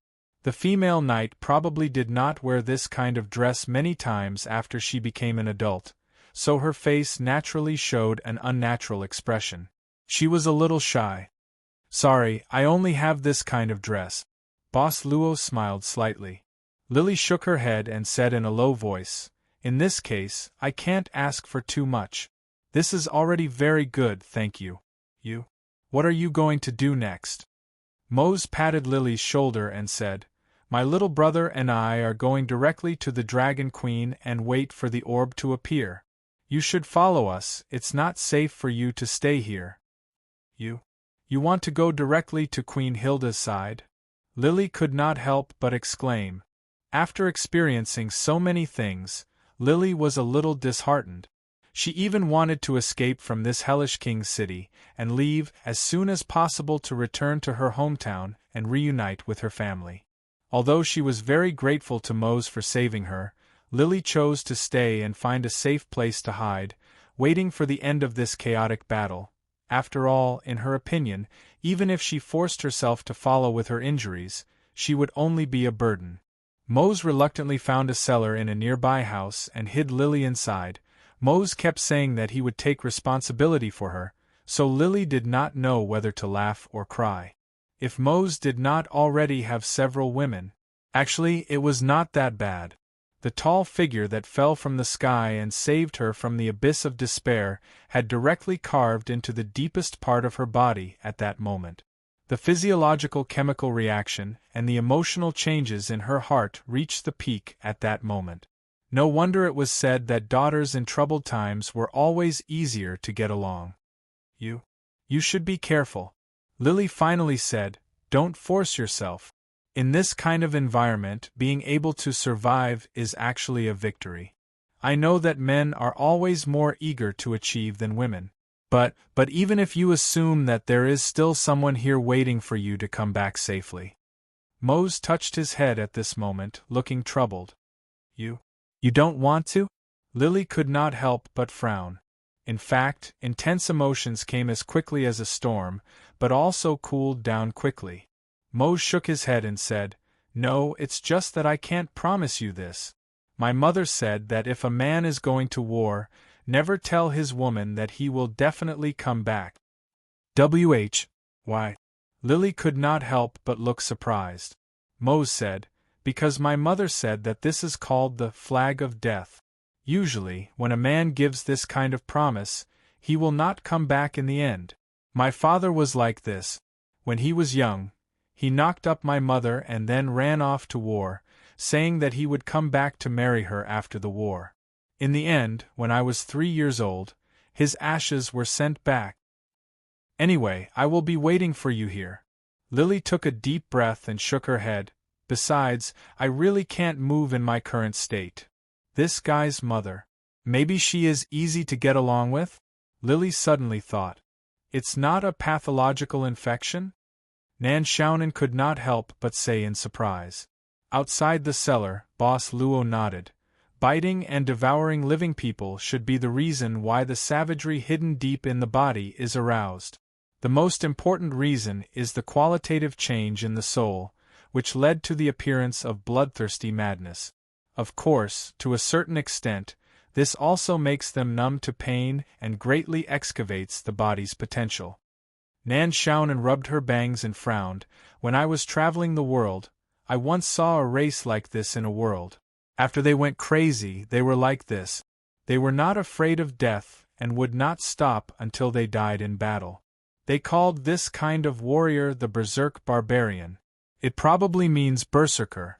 But if it's not a pathological infection, how did they infect others? It should be through the erosion of the soul. Boss Luo opened his palm at this moment. In his palm, a dust-like black light spot gathered here and did not disperse. This is something dispersed from their soul. It is very easy to adhere to the human mind and then directly erode the soul in a short time. These things will not appear for no reason, which means... Nan Xiaonan thought for a while and said, someone is behind this.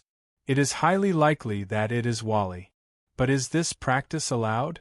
Gores just said that he wanted to spread the virus in this world and was immediately punished by the chessboard. Once this mutation spreads, this chessboard world will probably enter the destruction mode, right?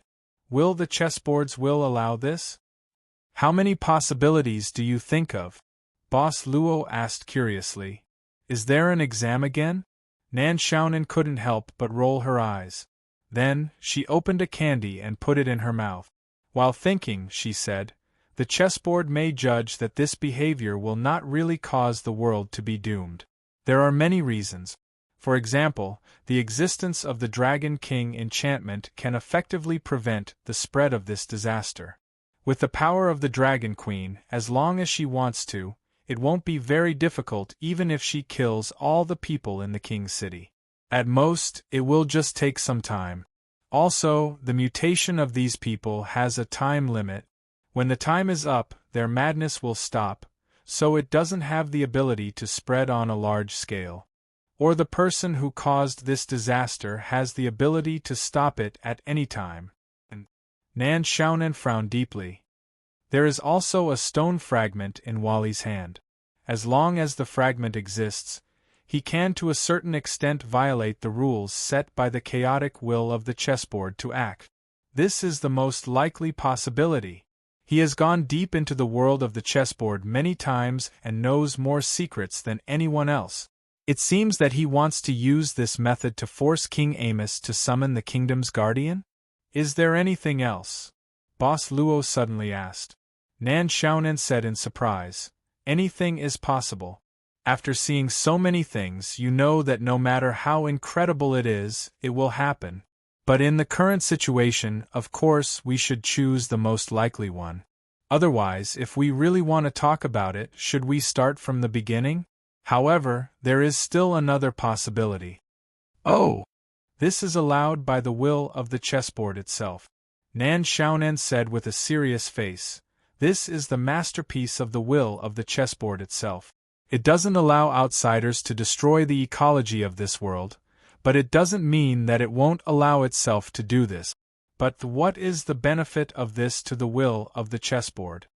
Boss Luo suddenly said, the orb seems to have appeared. Nan Xiaonan was startled, and subconsciously looked ahead. She saw that somewhere in front of her, there was an incomparably desperate battle taking place at this moment. The scale of this battle was no longer the small skirmish from before. Instead, it was abnormally desperate. If these powerful professionals are infected, I'm afraid that the entire king's city will be destroyed. Nan Xiaonan shook her head and said, even if a champion is born in the end, the damage to the king's city will last for a new generation. That King Amos is really patient. Little brother. I'm fine now. Moses' voice came. Nan Xiaonan instinctively reacted to this sentence and said, so fast? You don't have much endurance. Oh, it's okay. Mose frowned in confusion, but he felt that something was wrong, so he gave up thinking. There is no time to lose, let's hurry up. I'll lead the way, you guys follow me closely. As he spoke, Emo Sang pulled out his sword and rushed out of the door. Awe-inspiring? Nan Xiaonan shook her head. When she was about to say something, she saw Boss Luo suddenly open his palm. Nan Xiaonan was shocked because she knew that Mr. Luo's palm contained the terrible substance that could infect human souls. What did he want to do? While he was still in shock, the black dust in the owner's palm was blown away by a gust of wind, and then quickly flew behind Emo Sang. In the end, the black dust directly attached to Emo Sang's back and instantly merged into his body. Mr. Luo, what are you doing? Look. Mose had stopped at this time. The big sword was directly placed on the ground, and he stood motionless with his head lowered. However, after a few breaths, Mose shook his head and turned back as if nothing had happened. Little brother, sister, don't just stand there. Hurry up. He's fine? Nan Xiaonan couldn't help but ask in surprise. He's not infected. Boss Luo said indifferently at this time, among the countless possibilities, is there a possibility that some people are born immune to this kind of infection? Even if the whole world is in a disaster, they can still survive as the tinder of hope. Destroy, repair, destroy again, repair again. Nan Xiaonan's heart moved. The will of the chessboard is transforming this subworld according to its own ideas? Boss Luo smiled slightly. I'm quite interested in Mr. Mose's mother. Nan Xiaonan was surprised. It turned out that he had such a strong taste. No wonder what she did before didn't work at all. Mr. Luo, I'm actually quite old, Nan Xiaonan suddenly said solemnly. I mean, don't you think that Mose's mother's education for Mose is out of place compared with the mainstream of this world? Boss Luo directly skipped the question of age. What does this mean? Nan Xiaonan shook her head and said, in every era, there will always be ideas outside the mainstream, but they are not recognized by the public. In history there are minorities. I don't think there is such a thing as the so-called flag of death in this world. Boss Luo shook his head and then said seriously, since anything is possible, why can't there be a game participant in the past who got the fragment to avoid the punishment and death situation of the game failure and stay in this world to live? Emo Sang's mother might be someone from outside the chessboard? Nan Xiaonan suddenly snorted at this time. I knew that the sealed guy in the roaring forest was full of lies. In the roaring forest. At this time, a figure appeared in the dark and terrifying forest. Stepping in the darkness, the figure slowly went deep into the forest. It seemed to be a female figure. "You're here," at the same time. In the depths of the forest, there was a low and hoarse voice of the Sealed One. Chapter 1866. Fighting broke out everywhere, and the destruction began at the competition venue, spreading through the entire city at a terrifying speed. All of the guards had already seen the signal to gather. They used a special channel to give out orders, and also threw themselves into the rescue work at an extremely fast speed. The peace between man and nature was no longer there. Quark, who held sacred swordsman Liulo's handwriting, now controlled the power of the entire capital's guards. However, bad news kept coming. This did not make Quark feel happy at all. "Teacher asked me to carry out the rescue. Perhaps he wants to see my performance in this operation." He silently watched the busy figures of his guards below, but his thoughts gradually became complicated. "I've followed Teacher for so many years, and in the end, I still have to go through such a test before I can barely obtain the Sword Soul Beast. The peace between man and nature and that Ji Lian, with just the words of an old friend, can erase all my years of hard work and walk in front of me." He sneered as he sized up the chaotic capital and said mockingly, "Perhaps this is the so-called life? My lord, the 3rd Avenue, the 7th District, and the Karam River, East District, West District, and Central District, there are professionals and civilians who have gone berserk. They attack madly as soon as they see a living person, and they are not afraid of pain. The guards have already started a war with these berserk humans on the 3rd Avenue. What did you say? Berserk humans?" Quark turned around abruptly. "How did this happen? Can you find out the reason? It's too sudden, there's no way to investigate," the subordinate said in a panic. "Once you're attacked and injured by these berserk people, you'll become like them. I only found that the guards didn't know at first and suffered losses. A large number of soldiers have also been infected. They've started to evacuate from several main avenues and are currently converging in the direction of the palace." "What about the city guards?" "Don't mention it." A group of professionals broke into the city guards' headquarters amidst the chaos. The city guards' governor was assassinated, and they also lost a few high-ranking officers. Now, the entire city guards' command system is in chaos. In addition to the killings in the capital and the sudden and terrifying spread of the disease, they can't even take care of themselves and have even started to withdraw. Now only our people are left, still trying to evacuate the civilians. But my lord, the shelters in the city are almost full. The chief wants us to save as many people as possible." Quark said in a deep voice, "Pass down my orders. Open the garrison compound and take in the fugitives. Requisition all the buildings within a 100-meter radius from the main street of the garrison and send men to guard the 4 corners. Since there aren't enough shelters, let's create a temporary shelter street. If that's the case, I'm afraid we don't have enough manpower. Along the way, there should be some scattered soldiers from the city defense team. Try to temporarily incorporate them as much as possible." Quark quickly said, "In the name of the sacred swordsman. It's a time of calamity now. Let's not bother about the problems with the system. If there are any troublemakers, charge them with treason during wartime and execute them before reporting." Then, Quark issued a series of orders until his subordinates left with their orders. Only then did he hurry back to the pavilion in the middle of the lake in the courtyard of the guards division. What happened in the Imperial City was completely out of his control. The danger of the situation had even exceeded everyone's expectations. At this moment, Quark knew he could only discuss it with Sword Saint Liuro. Even though this might lower his teacher's evaluation of him, if he did not know his limits, it would only make things worse.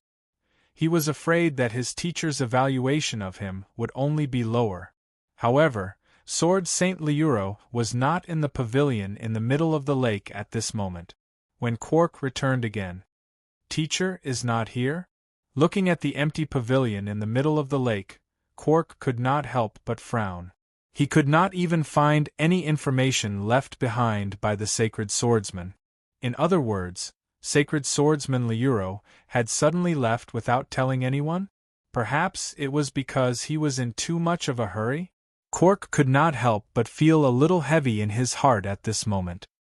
He subconsciously looked at the surface of Remnant Sword Lake. Since Ji Lian started implanting the Sword Soul Beast, there had been an obscure presence coming from the bottom of the sword vault.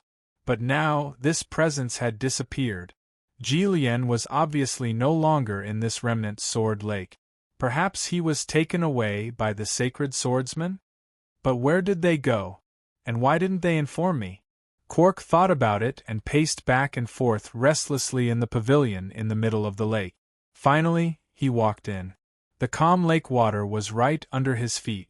As long as he took another step forward, he could easily fall into the lake. He lifted his foot slightly. The third Sword Soul Beast will mature soon. I'm just going to take a look. I don't plan to do anything, he muttered to himself. The third Sword Soul Beast is going to be mine soon. So what if I take a look? Gritting his teeth, Quark jumped and directly jumped into the lake water. Among the younger generation, his combat strength could be said to be the strongest. It allowed him to easily separate the lake water and sink into the sword vault at the bottom of the lake. However, when Quark stood in the sword vault at the bottom of the lake, he was completely stunned on the spot. Countless broken swords were originally buried here, emitting their will that lasted for a long time. But now, these broken swords that contained strong wills were dim and lightless, as if they had exhausted everything. Quark's expression changed drastically. A hint of fear flashed across his eyes. Without saying anything, he jumped into the crack in the sword vault. How could this be? Why did the Sword Soul Beast Mother die? Why did it die? The Sword Soul Beast Mother is gone. My Sword Soul Beast is gone too. Gone. Gone, teacher. You lied to me. All these years. You lied to me. There is no third Sword Soul Beast. You would rather give them to the so-called descendants of your old friends than give them to me, your student who serves you like a servant. Liuluo! Bang! A loud noise suddenly came from the depths of the Guards Division's courtyard. That was the place where the Sword Saint lived in seclusion. Even the Guards Division's people could not easily step into that place. However, the moment the loud noise came, the guards had no choice but to go and investigate. The crowd came to the side of Remnant Sword Lake and saw that the air was currently filled with a thick mist. Quark was currently walking out of the mist expressionlessly. He had always been like this. His expression was cold and the crowd was used to it. Lord Quark, what happened? Where's the chief? Teacher had something to do, so he left at the last minute. Quark said expressionlessly. Before he left, he temporarily handed over full authority of the Guards Division to me. Let's continue with what we should be doing. Who can tell me, how's the construction of the guard line outside going? Soon. Our people are guiding the fugitive residents in the city to retreat here. I'll be there to direct the command. All of you follow me, Quark said and walked in front of the crowd. A subordinate suddenly came up to him and asked softly, My lord, the chief isn't here, and the imperial city is in such a state. What we need to do urgently now is to invite the young chief of the peace between man and nature back to take charge of the situation. Quark stopped abruptly and nodded. Yes, we should bring him back. Bring a few brothers and bring back the peace between man and nature. At this time, he's still wandering around outside. He's being suspected of neglecting his duty. Go, bring the peace between man and nature back to me. Lord Quark. The subordinate could not help but be shocked as he looked on in horror. Behind him, the crowd who heard Quark's words were all shocked. Quark suddenly chuckled. I mean, if you don't use such a harsh tone, how can you make the peace between man and nature return willingly? Don't you know our young chief's personality? I just want to scare him and make him understand his own laziness. I see. The subordinates immediately heaved a sigh of relief. I understand. We'll bring the young chief. Bring him back as soon as possible. Let's go too. The Imperial City is too big. With a few more people, it'll be more efficient. The remaining few people said one after another, then quickly turned around and left. Right at this moment, a cold gleam suddenly appeared behind the crowd. In the blink of an eye, these few veterans of the Guards Division fell to the ground instantly. There was a thin line of blood on their throats. In your hearts, is there only one peace between man and nature?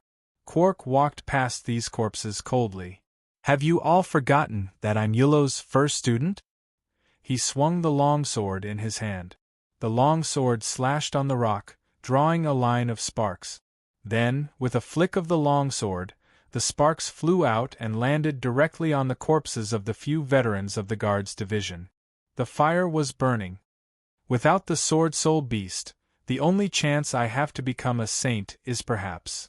At this moment, Quark's eyes shone in the direction of the palace as he muttered, "The Dragon Clan's sacred pool bestowed by the Dragon Queen." The spear was as fast as lightning, and it constantly blossomed into silver spear flowers around Wally.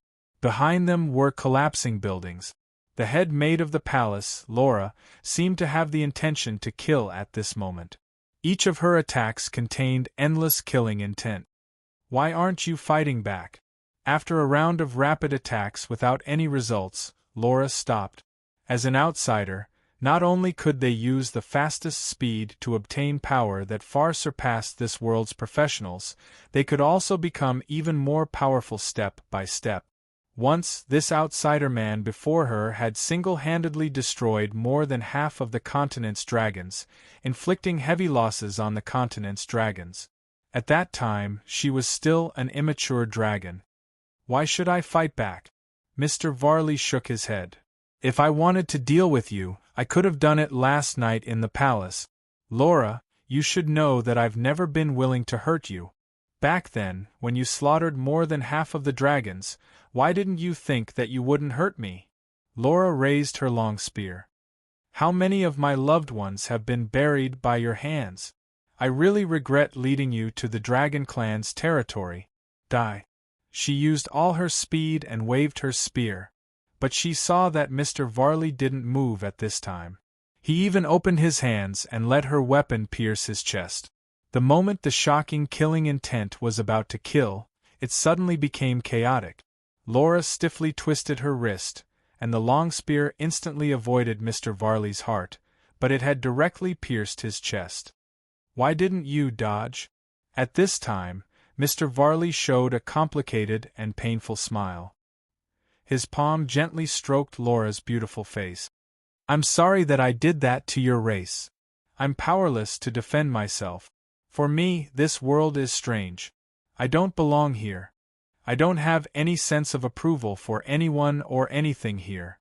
Therefore, I didn't hesitate to hurt your clan and even your loved ones in order to complete my mission.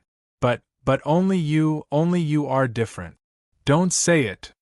Even after I completed my mission and left this world, I still couldn't forget my encounter with you. Mr. Varley's face gradually turned pale. Only you can make me have such a real attachment to this world. Only you are different for me. Laura, I want to call you my one and only. I really want to take you away from this world. Don't say it. I'm sorry. Mr. Varley coughed out blood and slowly fell to the ground. I left for so long before I came back. Varley, don't die. Seeing Varley fall into her arms, Laura suddenly threw away the long spear in her hand in horror. She grabbed her hair and screamed several times. Suddenly, she hugged Mr. Varley's body, and her eyes were blank. I won't let you die. I will never let you die. I will save you, I will save you, she soared into the sky. When Laura took Varley away, a shadow suddenly appeared in the air. His eyes followed the direction where Laura took Mr. Varley. Is this the reason why you let me observe Laura, my king? He slowly exhaled, and immediately after that, he once again turned into a shadow and very quickly, he disappeared. "Let me in, I have something important to report to His Majesty." In the Princess Palace, the commander of the Imperial Guards stood outside the door with an anxious expression, but he was blocked by the Princess Guards. "Her Highness is having a meal with His Majesty. No one is allowed to disturb her. If you have something to say, wait until after the meal." Damn it. Do you know what happened outside the palace? What terrible things happened in the King's city? The commander of the Imperial Guards was furious at this time. "You dog! You dare to block my way! I am the commander of the Imperial Guards. In theory, you are also my subordinates. Get out of my way, or die!" A silver light flashed out. The commander of the Imperial Guards stared in disbelief at this time. He didn't expect that the Princess Guards would directly attack him in front of the public. And it was a cold knife. Unexpectedly, the commander of the Imperial Guard's head was thrown into the air, and his blood was still flowing. "Come, clean up the body and wipe the floor." After saying that, they all returned to their respective posts, standing there like puppets. Suddenly, they seemed to feel something and looked up. They saw that in the night sky illuminated by the fire, something was rapidly approaching. It seemed to be a monster with the ability to fly. What happened outside the Princess Palace didn't affect anything in the Princess Palace. Even the turbulent sounds outside the palace were very faint here. Only half of the night sky, which was burned by the fire, could be seen clearly. At this time, the maids were uneasy, but they didn't dare to make a sound as they stood in the princess dining hall, waiting on Queen Hilda, King Amos, and Princess Carol to eat. On the wide and long table, there were 3 different dishes at this time. King Amos had an exquisite menu in front of him, while Queen Hilda only had a glass of water in front of her. Princess Carol was different. In front of her was some fresh meat, definitely fresh blood, high-end ingredients that didn't even need to be cooked. Speaking of which, it seems that Laura is missing, Queen Hilda suddenly said at this time. Princess Carol, whose mouth was stuffed with fresh meat, said, "I asked Laura to find me some new toys. I'm too fat, so I need to digest after eating, Mother." "How could that be?" Queen Hilda smiled and said, "My Carol is the healthiest. But, do you want a new toy so soon? The champion that you want should appear very soon." "It's fine." Princess Carol raised her head and said, "I can still eat." Queen Hilda smiled casually, then suddenly looked at King Amos. "Amos, I heard that 2 days before I came, you encountered an assassination attempt. The assassin even directly broke into Carol's residence. This assassin and the one I met last night shouldn't be the same person, right? The first assassin who tried to assassinate Carol was masked the whole time, so no one knows his origin." King Amos put down his knife and fork, wiped his mouth, and said casually, "But since you're here, I don't think that assassin would dare to appear again." Right at this moment, a maid hurriedly walked in and said in fear, "Your Majesty the Empress, Your Majesty the King." Just now, a member of the personal guards reported that a monster is quickly approaching the palace. The monster seems to be carrying a few people. Queen Hilda said with interest, "So soon, someone has already obtained the orb and brought it to me? I want to see what kind of person can become Carol's new toy tonight." After saying that, the Dragon Empress stood up. Seeing this, Princess Carol swallowed the food in her mouth, wiped her mouth a few times, and hurriedly stood up. "Mother, this is my toy, I won't allow you to take it away." "I know." Queen Hilda smiled casually but said, "But if it's really outstanding, it's hard to say." "Mother, how can you be like this?" Princess Carol immediately shouted. Queen Hilda walked slowly out of the dining hall with a charming laugh, and Princess Carol followed closely behind. King Amos. At this time, King Amos picked up his knife and fork again, cutting the meat, and said indifferently, "Dinner isn't over yet. Come back after seeing the people." There was no one in front of him now. King Amos moved a piece of meat he had just cut to an unused plate, and then pushed the plate to a seat on the side. Then, He forked a piece of dessert and put it on another empty seat on the side. Is it good? If it's good, then eat more. It was as if someone was by his side, accompanying him like a family member. Chapter 1867. They couldn't find him. Until now, they still couldn't find that guy. Facing the increasingly chaotic situation, Dr. Gores and the other two had to choose to hide in a building with a good geographical location. Although they were much stronger than ordinary professionals and had a lot of resources in their hands due to the accumulation, picking up, of treasures in the early stages of the game. But the resources were prepared for the final battle against the gatekeeper, not for the professionals in the Kingdom tournament. We're in a passive position now, Dr. Gores said in a deep voice. In this game, we've lost all the information we should have. Even because of the empiricism brought by the information we originally knew, we had no choice but to fall into an information crisis. Listen, we can only rely on ourselves now. We need to treat this game as a brand new game that we've never experienced before. A challenge. Come, give up all the empiricism and tell me what we should do in this situation. Doctor, do you plan to brainstorm at this time? The maid couldn't help but ask curiously. This is called brainstorming, Miss Tina, Dr. Gores said seriously. Sneeve poked his head back from the window. We can't stay here for long, we have to move to another place. Also, I don't know why there are so many of those failed things in your laboratory outside. Failed things? Dr. Gores frowned subconsciously, then pushed Sneeve away and poked his head out to see the strange situation on the streets of King's City. Sneeve, who was pushed away, didn't get angry. Instead, he sneered. Yes, just like those ghouls that you modified but failed. They have no intelligence and can only bite people indiscriminately. I know very well, after all, I've helped you deal with a lot of these corpses. Under the garden in the castle courtyard. They're not ghouls. Dr. Gores shook his head and frowned.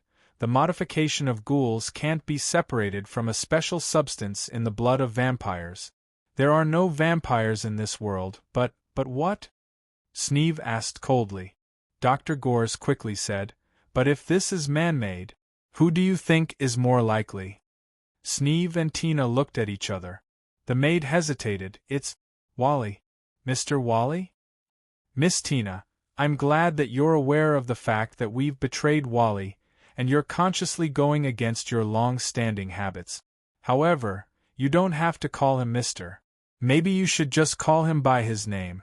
That will make you more determined, Dr. Gores said in a deep voice. Let's talk about the original matter. The maid said angrily, Doctor, when did you start to pay attention to such insignificant details? Dr. Gores said seriously, I'm sure that Wally did this to force the king to summon the guardian of the kingdom. He couldn't wait any longer. He wanted to deal with the guardian first and then pass the level. Do you know what this means? It means that Wally doesn't have the confidence to defeat our team in a head-on confrontation. It means to defeat the captain of our team. The maid shook her head and poured a basin of cold water on him. Whatever. Dr. Gores raised his voice. Wally is not willing to face our team head-on. It's already a fact. So what? Sneeve suddenly said. Wally's servant failed in the elven homeland. He didn't get a tool to fight against the Guardian. Even if he successfully summoned the Guardian, how could he defeat it?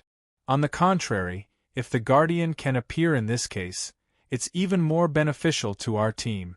After all, the dagger of Prama is here. I said. Dr. Gores raised his voice again. We now need to ignore our previous experience and treat the current situation as a new game. We need to be skeptical of any information that we already know. So, is it true that only by getting the goddess blade in the elven homeland can we defeat the Guardian? Sneeve couldn't help but frown. Miss Tina was also thoughtful. Dr. Gores sneered. Historically, every time we participated in the game, Wally got the important tool in the roaring forest, and then easily passed the level. As far as we know, it's always like this. If you doubt all of this, you will find that maybe this is the way Wally deliberately let us know about the final level of the chessboard game. You mean, the goddess blade can't really fight against the guardian? Sneeve couldn't help but be startled. No, the goddess blade should be able to fight against the guardian, but it's not the only way. What Wally needs is just to let us know about this only way and believe in it. To destroy a person, you must first make him crazy. To make him crazy, you must first make him inflate. There is no doubt that from the moment we obtained the goddess blade, we started to become arrogant. We believed that we could win this battle, and that this was the best time to fight against Wally. We even believed that our captain was so strong that even Wally felt unconfident. What are you trying to say? Dr. Gores took a deep breath and said solemnly, since we met Mr. Luo in different places, all kinds of incredible things happened to him and his incredible luck. Maybe it's just an illusion arranged by Wally. Impossible. His servant has been sacrificed. Even he had to be recruited by Gong Lina to save his life and was forced into this game. Sneeve shook his head. Don't forget how the young master of the Bohemia family died. Dr. Gores sighed. He was pressing step by step, and even had an absolute advantage, but he still lost in the end. At that time, we were so sure that the loser would be Wally. You were the one who was sure. Sneeve sneered. I just dealt with the body of this guy's servant. I wasn't even allowed to watch the game at that time. Whatever. Dr. Gores said, for Wally, the most important thing is the game experience. Don't forget, he is the owner of the chessboard. In the case of winning, he only considers how to improve his enjoyment during the game. I'm afraid that we are all in his plan this time. Sneeve suddenly snorted. Is this the reason why you want to rebel again? Doctor, you want to rely on Wally again? The servant girl couldn't help but tremble. Remember, we don't really have a falling out with Wally. Dr. Gores emphasized.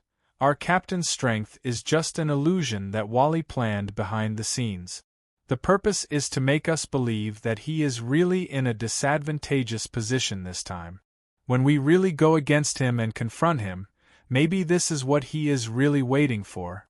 Being stabbed in the back by his servant and falling into an absolute disadvantageous position, and finally turning the tables.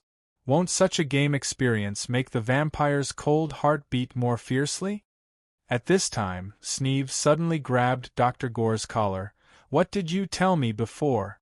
You told me that you want to return to Wally's side now? There's no conflict. Dr. Gores said indifferently. I said, when we win and leave this chessboard. Remember, it's a victory. And, after I finish what I promised you, it doesn't matter to you how we win. Sneeve, rebellion is not a shameful thing. And you, haven't you done it before? No. Sneeve suddenly pushed Dr. Gores directly to the wall, saying crazily, I'd rather die here with you. Seeing that the situation of killing each other was about to happen, the servant girl, who should have stopped them, instead, she pulled out her weapon and pointed to the window with a solemn look. Who's hiding outside? I found you. Come out. Sneeve and Dr. Gores were both stunned, looking out of the window. At this moment, a figure suddenly came in through the window. The person was even holding a bag of food in his arms and eating a steaming bun in his other hand. It's you. They were too familiar with this guy. This person turned out to be the peace between man and nature. Peace between man and nature stared at the three people in the room. After swallowing the bun in his hand, he said slowly, Sorry, I didn't mean to interrupt your quarrel. It's just that the garrison division has lost a prisoner, so I can't ignore it. Of course, I seem to have heard something interesting outside. Dr. Gores and the other two exchanged glances at this time. In a flash, Sneeve, Dr. Gores and Tina attacked peace between man and nature at the same time. It seems that the lesson last time wasn't enough. You three little thieves. Peace between man and nature shook his head, his body fluttering like a leaf in the wind, easily dodging the attacks of the three people in the castle. Go. Dr. Gores suddenly shouted.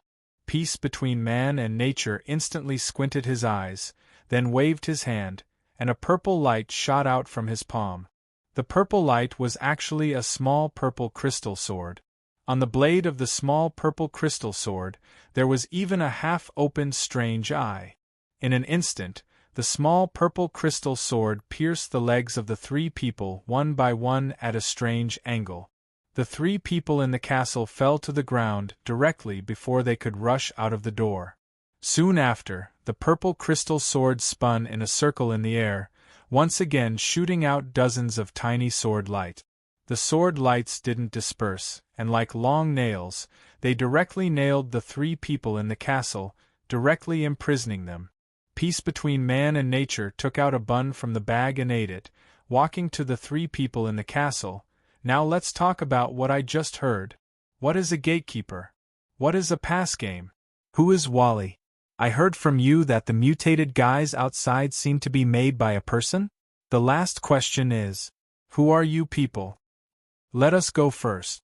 Dr. Gores braced himself and said, we will tell you everything we know. I like to interrogate, I don't like to let people go. Peace between man and nature chuckled and said, I don't like to torture, because it is too degrading to my status. But this is only for high-level opponents. Generally speaking, for trash like you, I prefer the simple and violent method. By the way, there's something you might not know. Before I came out to handle cases, I actually played around in the torture chamber of the guards division for 2 years and developed more than 200 interrogation methods. Why don't you give it a try? You think you can scare me? Dr. Gores shook his head. If you have something to say, let's talk it out. If you are really smart enough, you should be able to judge whether my words are credible or not. Peace between man and nature shrugged, then took out a slender steel needle. Have you experienced the feeling of piercing the urine with this thing? It is very interesting. I have stopped playing this kind of trick a long time ago. Dr. Gores shook his head, then said seriously, in fact, we are not people of this world.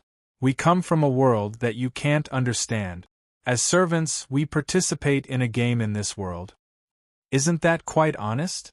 Peace between man and nature suddenly narrowed his eyes, then the steel needle suddenly pierced the abdomen of Dr. Gores. This story is just made up. It is quite good. Dr. Gores suddenly broke out in a cold sweat, but he didn't cry out. Peace between man and nature suddenly said, in fact, if you want to interrogate, you only need to keep one person who knows the inside story. Generally speaking, we will keep the weakest one. Let me guess, who among you is the one with the toughest mouth? Ah, you look quite tough. You can actually hold back and not cry out. Dr. Gores. What the F***CK? Don't test it. Sneeve suddenly said at this time, what he said is true. We really don't belong to this world. If you are willing to believe this, I will tell you everything. Otherwise you can kill me. Peace between man and nature looked at Sneeve at this time, and nodded after a while. I have seen people with eyes like yours. They want to die, but they are always afraid of death. Well, you say it. The moment the giant flying monster landed, it set off a gust of wind. The strong wind blew the clothes of the personal guards in the princess palace. Finally, the flying monster landed in the middle of the crowd. At this moment, the soldiers of the personal guards all raised their weapons and surrounded the flying monster, waiting for the attack. The Empress of the Dragon clan slowly walked over. Behind her was Princess Carol and a group of maids. On the flying monster, 3 figures jumped down at this time. Queen Hilda's eyes lit up at this time, and there was even a smile on the corner of her mouth. The guards made way at this time, and she came to the front of the 3 people who landed on the flying monster. What, have you changed your mind and decided to join my harem?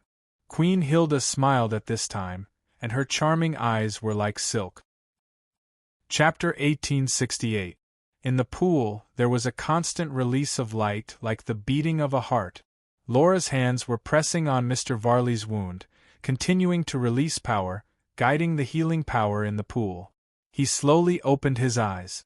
Laura, who had been paying attention to Mr. Varley's situation, quickly said, "Don't speak, this is a place built by Yamos to treat the dying soldiers who have rendered meritorious service." Mr. Varley slowly exhaled, but he gently held Laura's hand. "Why did you save me?" "I don't want you to die too easily," she directly said, then bit her lip. "I saved you, and then I will torture you for 1,000 years, at least. Then I have to exercise more physical strength." Mr. Varley laughed. It seemed that his injury was affected, and he couldn't stop coughing. "I told you not to talk," she said sternly and coldly, "if you don't want to die. I haven't talked to you like this for a long time." Mr. Varley gently shook his head. "Why do I always wear a hypocritical mask? If I could talk to you like this from the beginning, how good would it be? I'm not a little girl." Laura suddenly sighed. "Sweet words are useless to me. I saved you, but it doesn't mean that I won't kill you." He directly ignored the treatment, propped up his body, and vigorously hugged Laura into his arms, whispering, "Laura, I will leave this world eventually. Even if I die, my soul will be forcibly sent away. If you kill me, I don't know when I will be able to come again. Tell me, what should I do to keep you by my side forever?" She looked up and closed her eyes, as if she couldn't breathe at this time.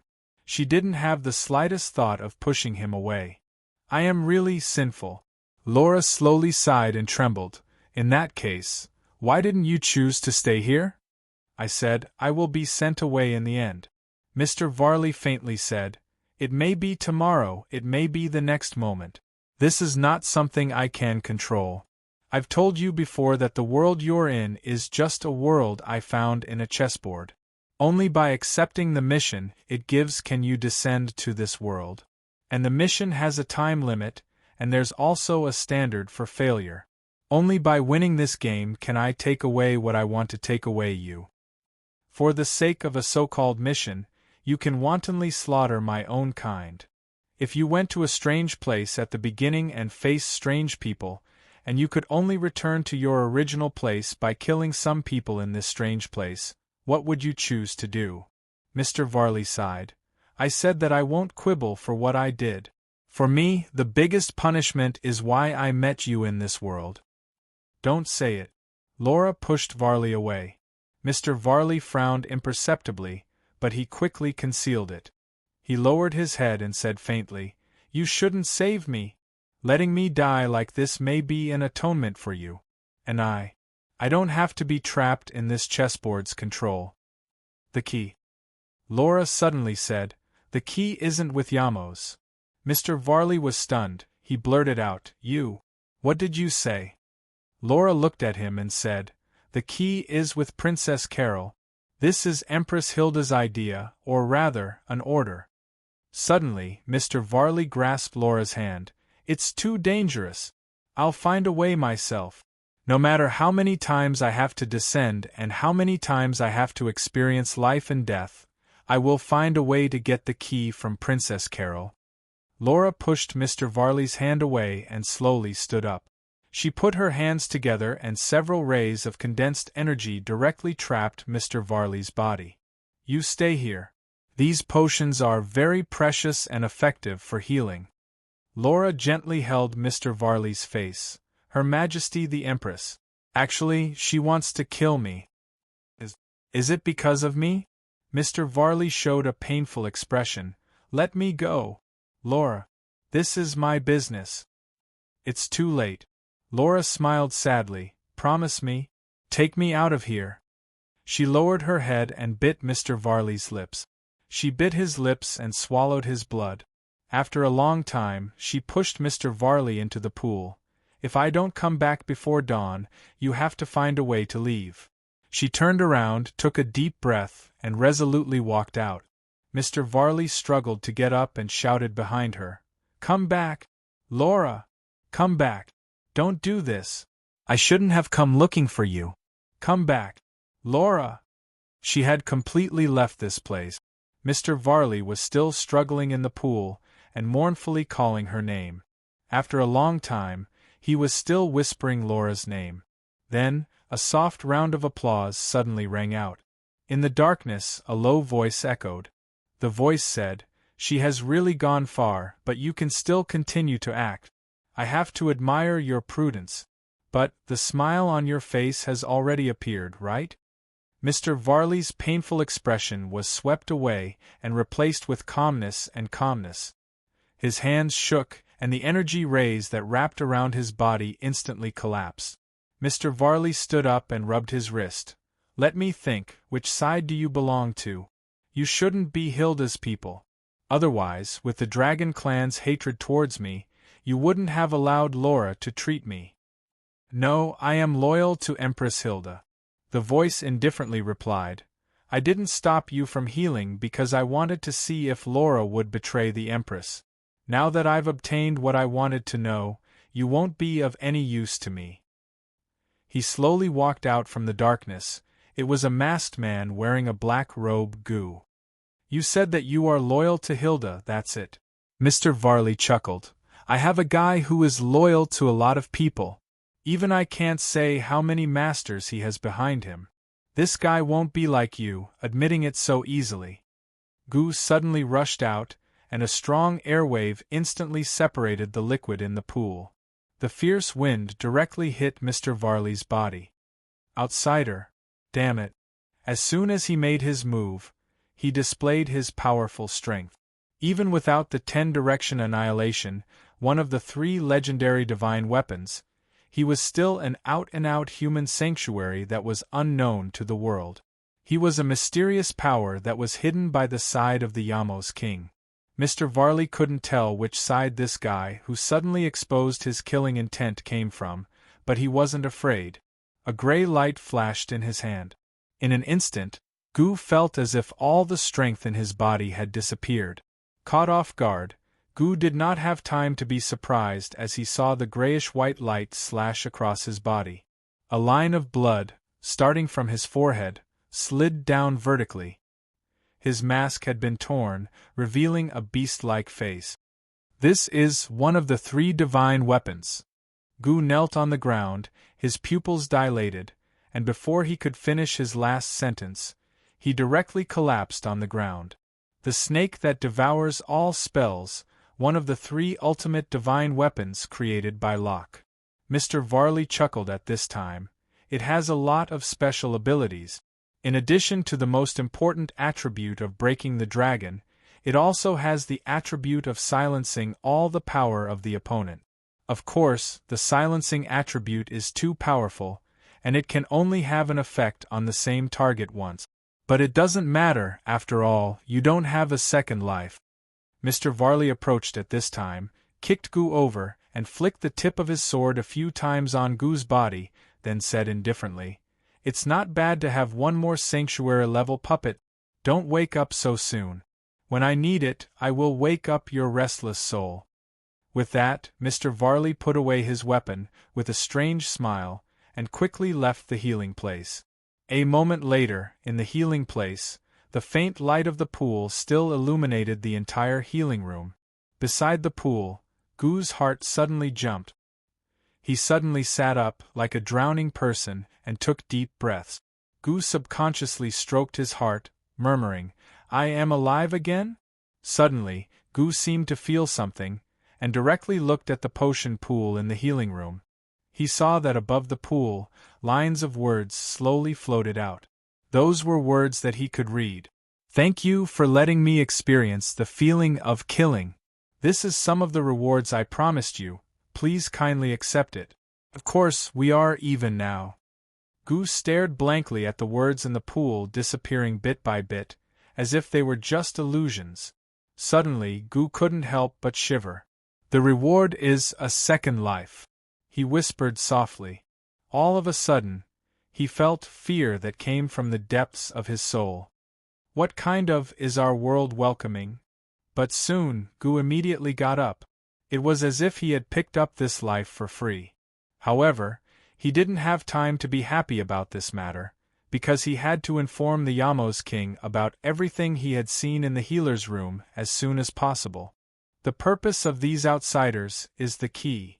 The Doctor of Peace between man and nature sat quietly in front of the three people in the castle, and didn't speak for a long time.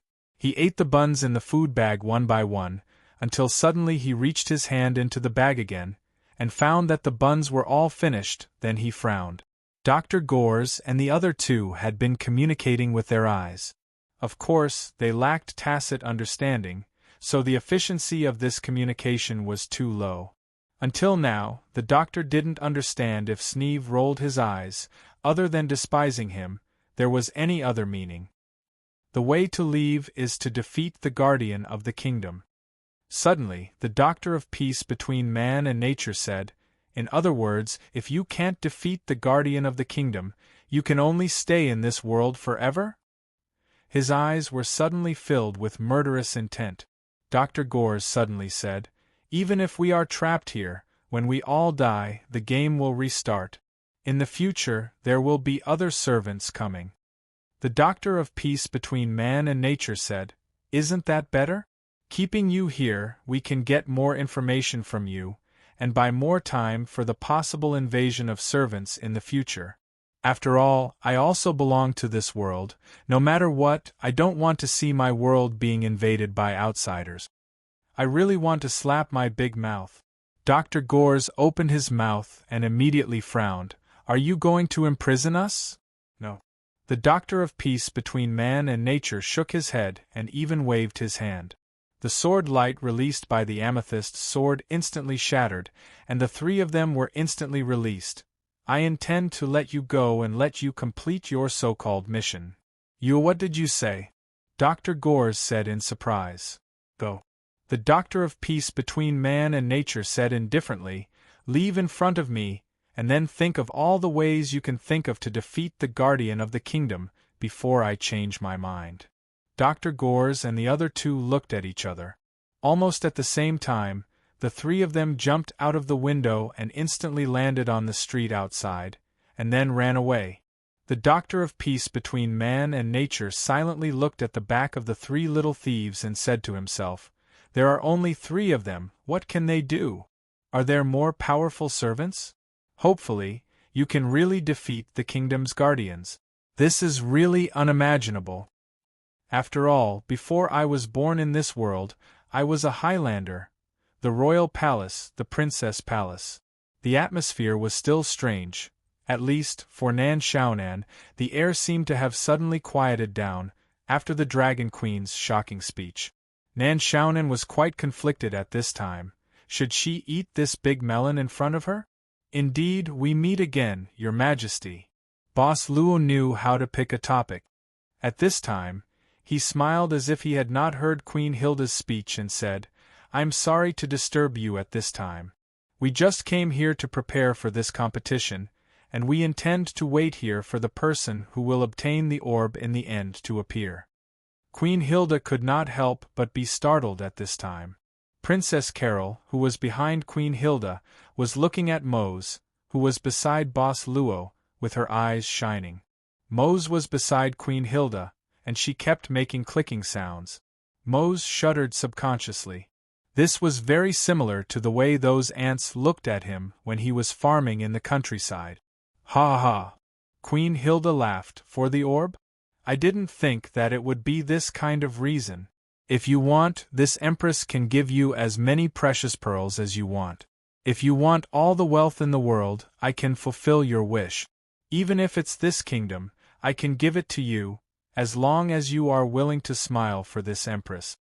Damn! Bang! You stupid and tyrannical queen! Nan Xiaonan could not help but widen her eyes. It was decided. She would definitely eat this big melon. Even the chessboard could not stop.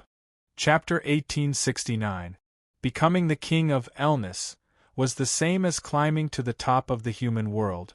This country had defeated all its opponents and ruled all the borders of the human world. Even though this world was devastated after the war, males might find it hard to resist such a temptation. Queen Hilda had always believed that there was no male in this world that could not be bought. No matter how arrogant a male was, there would be a price that would sell him. Queen Hilda? Perhaps it would be more appropriate to call her Queen Hilda. When they first met, half of Hilda's face was as ugly as a monster's. But now, half of her face had returned to its original appearance. It was indeed an extremely beautiful face.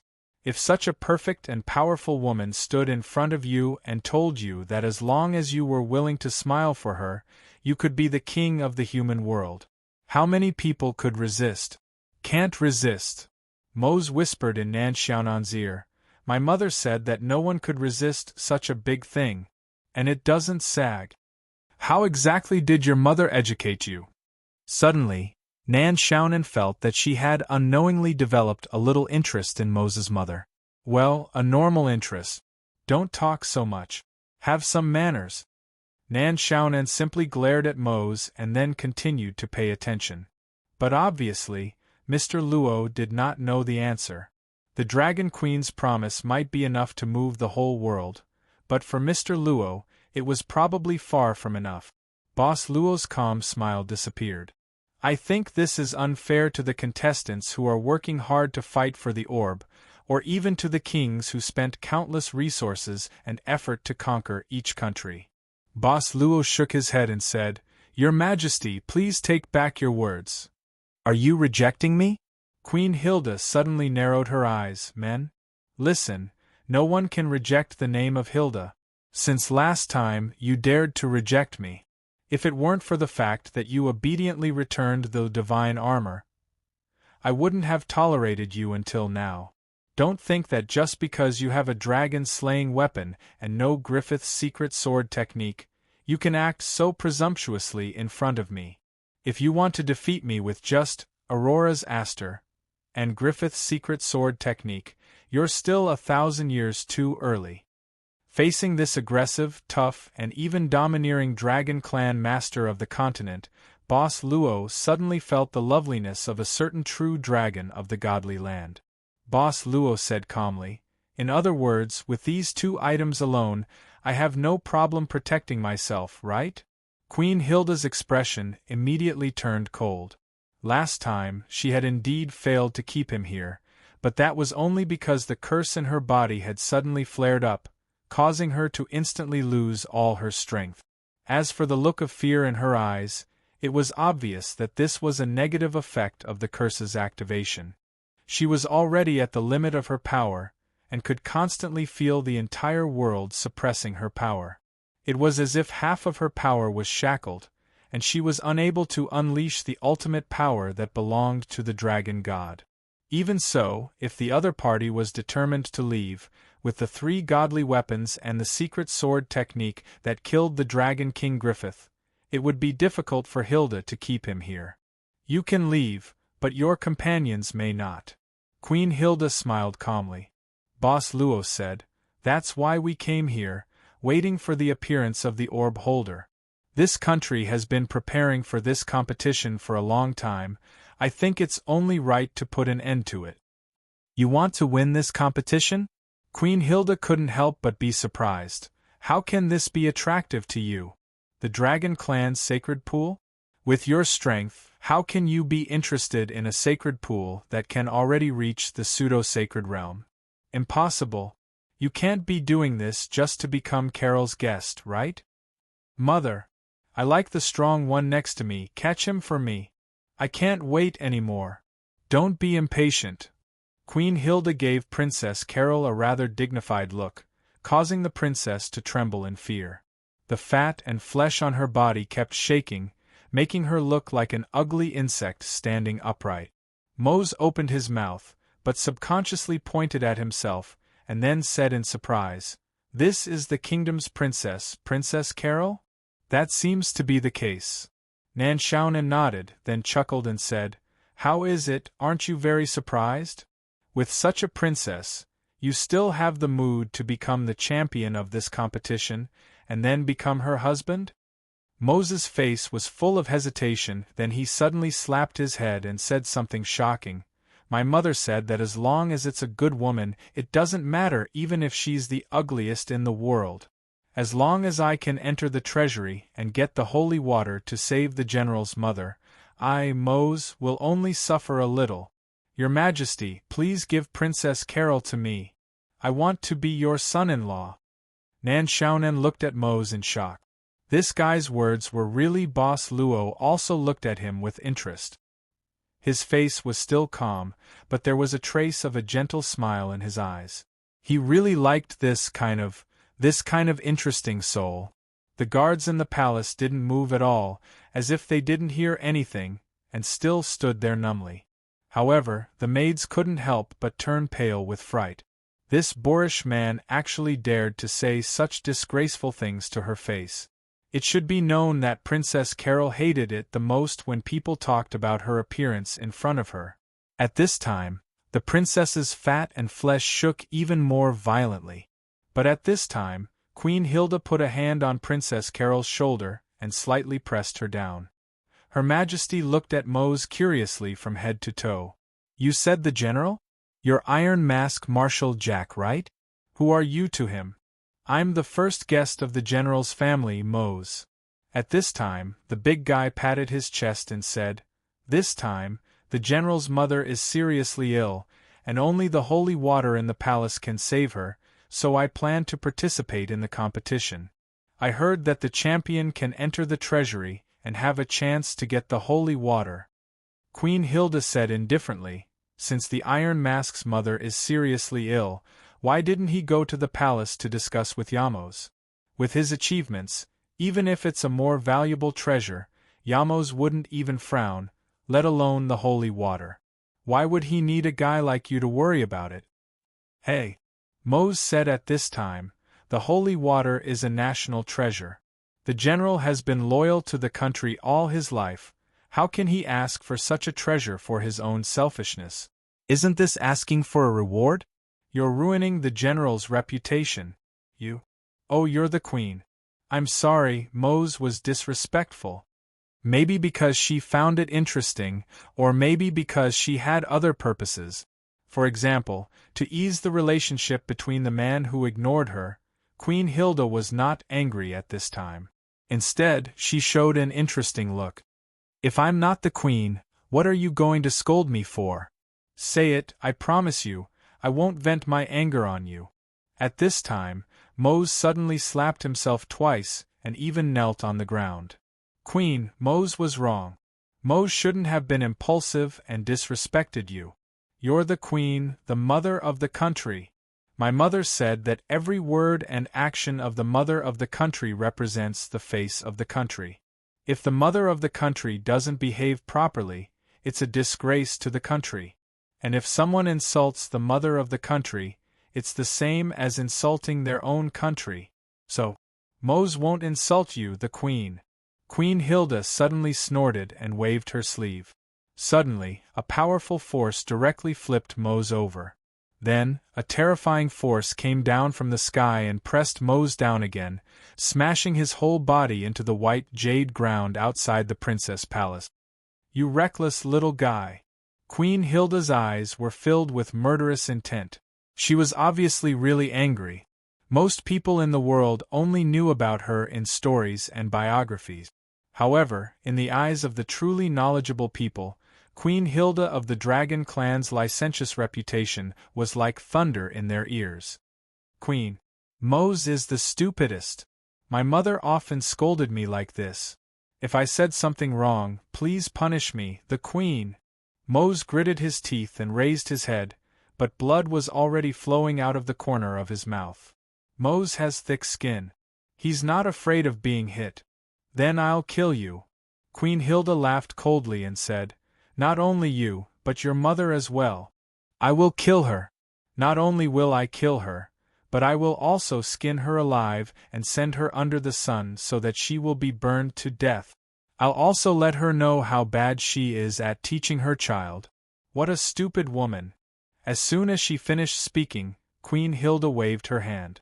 Suddenly, a spiral of wind condensed in the air and poured down fiercely on Mose. Seeing that Mose was about to die tragically at the hands of Queen Hilda, Nan Xiaonan's expression couldn't help but change slightly. She subconsciously clenched the demonic diagram in her hand and was about to help. Before she did, she suddenly looked at Mr. Luo. Mr. Luo didn't move at this time, as if he was indifferent. Nan Xiaonan was startled and slowed down. Boom! The strong spiral wind fell, and the whole square outside the princess' palace made a loud noise and shook. Queen Hilda snorted softly and put down her hand. She returned to her luxurious appearance. She wanted to let a guy who didn't know what was good for him know that he couldn't do whatever he wanted just because he was appreciated by her. At this time, a figure slowly walked out of the big hole in the square caused by the spiral wind. It was Mose, whose clothes were torn and his flesh was even cut by the wind. He looked like a bloody man. He didn't die. Mose, who was heavily injured, didn't die. Instead, he walked out of the big hole step by step. Queen Hilda couldn't help but frown and snort coldly. "You're indeed thick-skinned. No wonder you can become the right-hand man of Iron Face. But this will only make you more painful." Queen Hilda raised her hand again. Another spiral of wind was gathering, and then it quickly poured down. At this time, Mose clenched his fist and let out a shocking roar. The roar actually shattered Queen Hilda's spiral wind. At the same time, the bloody Mose's body was crazily flashing with thunder and lightning. His whole body seemed to be bathed in a thunder pool. His eyes were filled with electricity, and his mouth was spitting out electricity. The wounds on his body quickly healed, and his skin turned into the color of black iron. Countless cloud patterns filled his skin, and a terrifying and inexplicable power continued to burst out of Mose's body. The scattered thunder and lightning swept away the personal guards on the square. At this time, the maids screamed and fled. Nan Xiaonan subconsciously approached Boss Luo, but found that the thunder and lightning didn't come here. It seemed to have bounced off automatically. Safe. Sky Titan? On the square, Queen Hilda's eyes flashed with a trace of seriousness.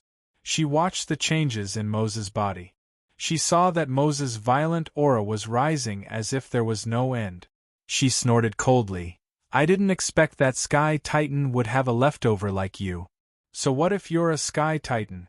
In today's world, the dragon race on the continent is the king. You've become history." After saying that, a layer of fine dragon scales appeared on Queen Hilda's palm. But Mose didn't seem to hear Queen Hilda's words. He lowered his head, and his body was tangled in the battle. The tip of the big sword in his hand was also shaking. "You dare to curse my mother! You dare to curse my mother! You want to kill my mother! Even if you're the mother of the nation, I'll kill you today! Kill! Kill you!" Roar! With a furious roar, Mose turned into a thunderbolt and leaped up. Then, he slashed his big sword at Queen Hilda like a bolt of lightning. Queen Hilda waved her hand to block the attack. Although the fine dragon scales seemed thin, they were one of the few extremely hard objects in the world. The moment the lightning-covered greatsword struck the layer of dragon scales, sparks flew everywhere. At this moment, Hilda's arms suddenly sank as several pieces of her dragon scales were forcibly chopped off by Mose's greatsword. The lightning that originated from Mo Sang's body had now completely wrapped around Queen Hilda's body. Seeing this, Queen Hilda's face showed anger. She said gloomily, "You're just a Sky Titan who hasn't reached adulthood yet. How dare you be so presumptuous in front of me?" A trace of gold flashed in Queen Hilda's eyes. She reached out and grabbed Mose's big sword. Then, she crushed the big sword and smashed it on Mose's chest. Mose immediately retreated, but Queen Hilda chased after him. She clenched her fingers and turned them into a hand knife, stabbing at Mose's heart. Mose became even crazier. Lightning flashed on his body, and his crazy aura surged again. But at this moment, a hand that came out of nowhere suddenly grabbed Queen Hilda's wrist. A soft sigh sounded slowly. "You said it yourself. He's not an adult yet. Since he's not an adult yet, why are you arguing with a child? Can you be considered the mother of a nation?" Queen Hilda's hand that was filled with power was easily grabbed by someone. She looked up in shock and saw that there was an extremely ordinary woman standing beside her. She looked like a country bumpkin, and she was in her 40s or 50s. "And you?" The woman turned to look at Mose, but her face turned serious. How many times have I told you not to fight outside, especially not to hit women? Have you forgotten what I said? Mose, who was in a frenzy of rage, was like a brazier that had been extinguished. His body returned to normal, and he knelt on the ground with a pale face. He lowered his head and said in a hoarse voice, "Mother, I was wrong." The old woman suddenly said, "I did say that you can't hit women, but I didn't say that you can't hit bad women. Look, bad women should be hit like me." As she spoke, the old woman slapped Queen Hilda across the face with the back of her hand. Queen Hilda of the Dragon Clan couldn't dodge this slap in time, and took it head-on. Then, her body flew out and smashed into the palace. "Did you see it clearly?" the old woman said indifferently. Mose nodded. "I saw it clearly." Chapter 1870. She hadn't felt dizzy for a long time. Moreover, there was an even more painful feeling. In the ruins of the palace, broken pillars and shattered stones instantly exploded. Queen Hilda stood up with a gloomy expression. It wasn't a big deal. After all, the bodies of the dragons on the continent had always been one of the strongest. But it really hurt. She could withstand this level of attack, so she wasn't injured at all. But it really hurt. The burning pain on her cheek. This was a pain that the Dragon Empress had never felt since she became an adult. In her memory, the last time she felt this kind of pain was when she was slapped by the previous Dragon Empress because she did something wrong when she was young. It really hurt. That damned old woman. It wasn't just her eyes that were filled with killing intent. At that moment, Queen Hilda really wanted to kill him. Her expression immediately cooled down, while the furious Queen Hilda's face was as cold as ice. Queen Hilda waved her hand and wiped her face. The bright red palm print on her cheek instantly disappeared. She took a step forward and returned to the square outside the palace. "Mother!" Princess Carol turned pale with fright. She had never seen her mother, the Dragon Empress, the most powerful creature on the continent, be sent flying with a single slap. Terrified, she dragged her trembling body and ran to Queen Hilda's side. Queen Hilda waved her hand and said indifferently, "Guards, take Her Highness back to rest. Now." "Mother! Mother?" Princess Carol opened her mouth. But when she met Queen Hilda's gaze, she was so scared that she fell to the ground. A group of maids crawled to Princess Carol's body in horror. They gritted their teeth and struggled to help the princess up. Then, they hurriedly returned with the dazed Princess Carol.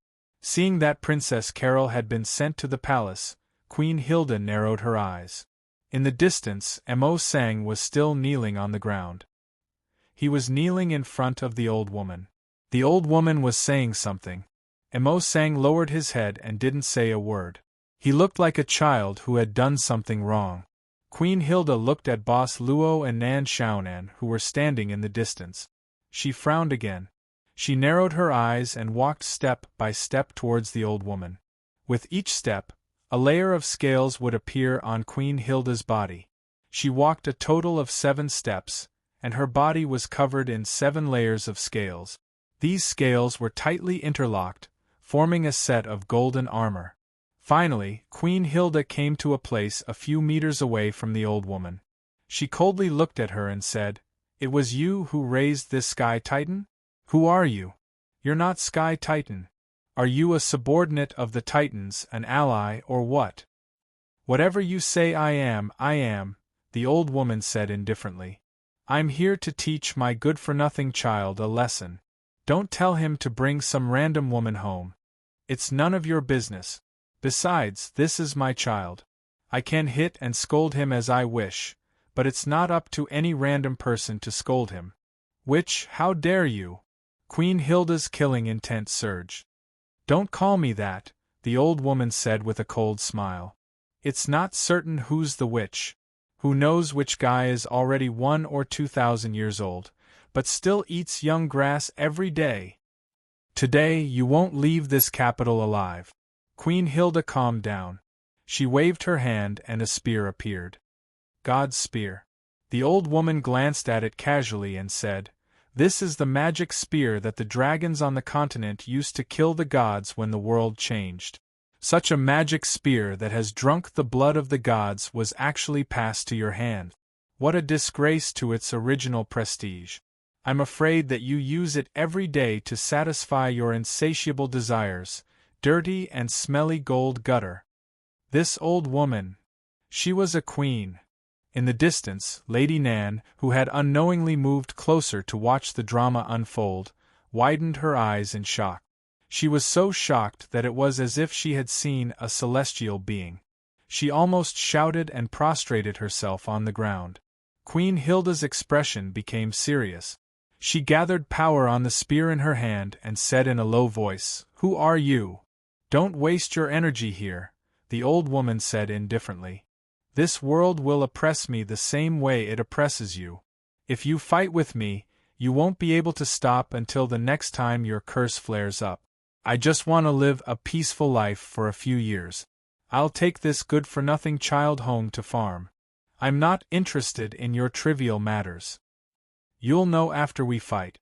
Queen Hilda instantly moved and pointed her spear at the old woman. However, the old woman calmly dodged and floated among Queen Hilda's attacks like a leaf. After a series of attacks, Queen Hilda couldn't even touch the old woman's clothes. Queen Hilda became more and more frightened. The old woman suddenly said, "It seems that I overestimated you. I thought you were at the peak of power in this world, and at the very least you could understand some principles.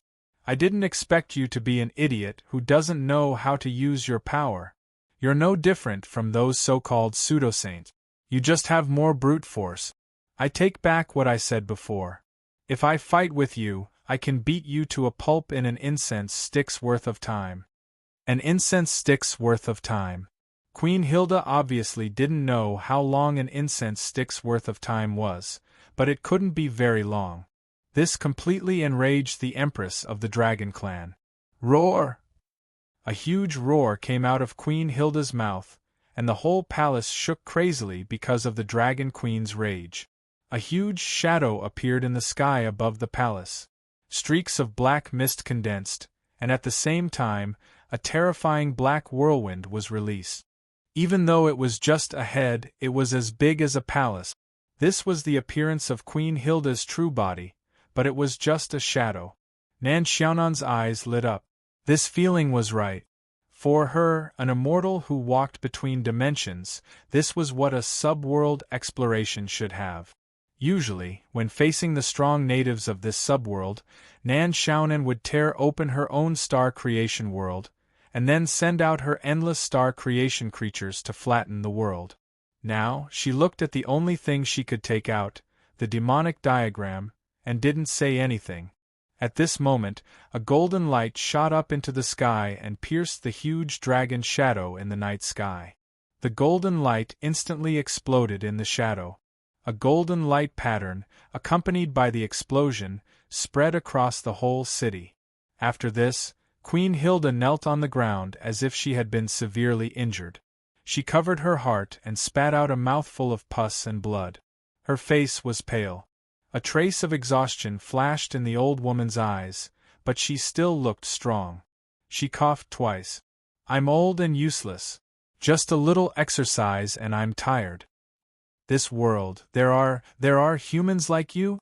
Queen Hilda's face was full of shock. "Even stronger than the dragon race." "Bah!" Unexpectedly, the old woman suddenly spat. "How dare you call yourself a dragon? Do you know what a real dragon is?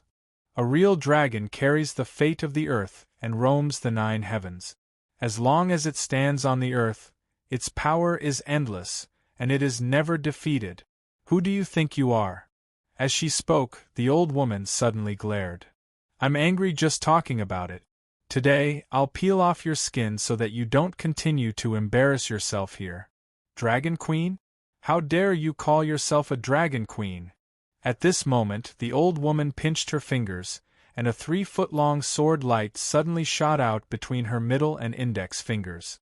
Queen Hilda's face suddenly changed. She clenched her teeth and screamed. She flipped her palm. In her palm, a scroll appeared out of thin air. Queen Hilda tore the scroll without thinking. Then, the space around her was distorted. The moment the old woman's sword light pierced through, it only pierced through the distorted air. You don't have much ability, but you run fast. Don't let me see you next time. The old woman snorted. The 3-foot-long sword light slowly dissipated between her fingers. Empress Hilda had fled. In fact, she had fled in panic. There were no guards in the square outside the princess palace. Even the maids were nowhere to be seen. Perhaps they were hiding somewhere. In the huge square, only Mose's mother, Boss Luo and Nan Xiaonan were still there. The 4 of them kept silent. As the cold wind blew, the old woman suddenly looked at Nan Xiaonan and said, "You're the one chosen by the guy trapped in the rock?" "The guy trapped in the rock?" Nan Xiaonan was startled and said subconsciously, "You mean the guy in the roaring forest, who called himself Big Rock?" The old woman didn't respond. She just took a step forward and instantly arrived in front of Nan Xiaonan. Then, she stared at her face. "You're from Kelowna? That guy said that you have a trace of Kelowna's descendants' blood in your body." Nan Xiaonan subconsciously looked at Boss Luo. She saw that Boss Luo seemed to be thinking about something. Why was he distracted at this moment? Nan Xiaonan had no choice but to say, "Kelowna should be right?" This old woman was very powerful. If she wasn't suppressed by the world, she would at least be able to walk in the void. Who was she? Was she related to Big Rock? What does Kelowna look like now? The old woman's expression softened. She even smiled. "Tell me, how many years has it been? Do you know the Xianyuan Palace? Have you ever heard of the name Kelowna Shinryu?" "What?" The old woman sighed and shook her head. "I'm the same as you. I'm from that place. But it was a long time ago." How long ago?" Nan Xiaonan asked subconsciously. The old woman thought for a while and said, "Since you don't know these things, then I don't need to tell you too much.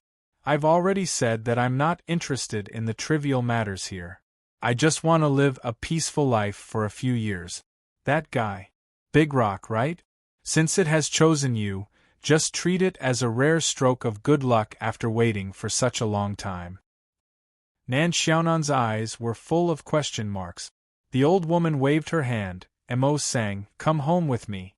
This time, you're not allowed to run out. You've been gone for a few years. Do you know that the ground is full of grass? Do you want to starve me to death?" At this moment, Mo sang was trotting over with a dejected expression. But the old woman seemed to think that it was too slow. She directly reached out and grabbed the air, pulling Mo sang in front of her. Then, she held Mo sang's collar with one hand, as if she was holding a chicken, and was about to leave. "Su Zijuan." At this moment, the old woman suddenly heard such a sentence. Her hand that was holding Mo sang couldn't help but stop. Her entire body also stopped, and she turned around. The old woman stared at the source of the voice. She felt that he was an ordinary young man. But now it seemed that this guy was really ordinary? "What did you say?" The old woman's voice sank. Boss Luo smiled and said, "Or should I say, you should be called Xianyuan Zijuan, the last princess of the Xianyuan royal family." "How do you know the princess's name?" The old woman's eyes focused. A surge of aura instantly exploded. It was much sharper than when she was dealing with Queen Hilda. "Are you here to catch me?" "I've done business with Miss Zijuan a few times," Boss Luo said casually, "so I know her. Old woman, I don't have any bad intentions. As for catching you, I don't know why you said so." The old woman lowered her head and frowned. She muttered and threw Mo sang on the ground. Then, she looked at Boss Luo and said, "Come with me. I have a few questions to ask you." As she said this, she walked to the side. Boss Luo followed her. Nan Xiaonan's eyes wandered around. She silently followed Boss Luo. But at this moment, a sword light shot toward Nan Xiaonan's feet. Only him. Nan Xiaonan. Lady Nan looked up at the sky embarrassedly. At the corner of the square, the old woman looked up at the bright moon in the sky. It was not round. At this moment, Boss Luo had been by her side for some time. After a while, the old woman slowly exhaled and said softly, When I left, it was the 3rd year of Guangxu. It happened to be the Dingmaki wilderness. Disasters happened everywhere. It seems like it was only yesterday. Old woman, I don't know what you want to say to me. Boss Luo calculated how many years ago it was in the 3rd year of Guangxu. Well, more than 140 years. My name is Gong Sun Ernyang. The old woman slowly turned around. I was the daughter of the Gongsun clan of the Qian division of the Xianyuan Palace.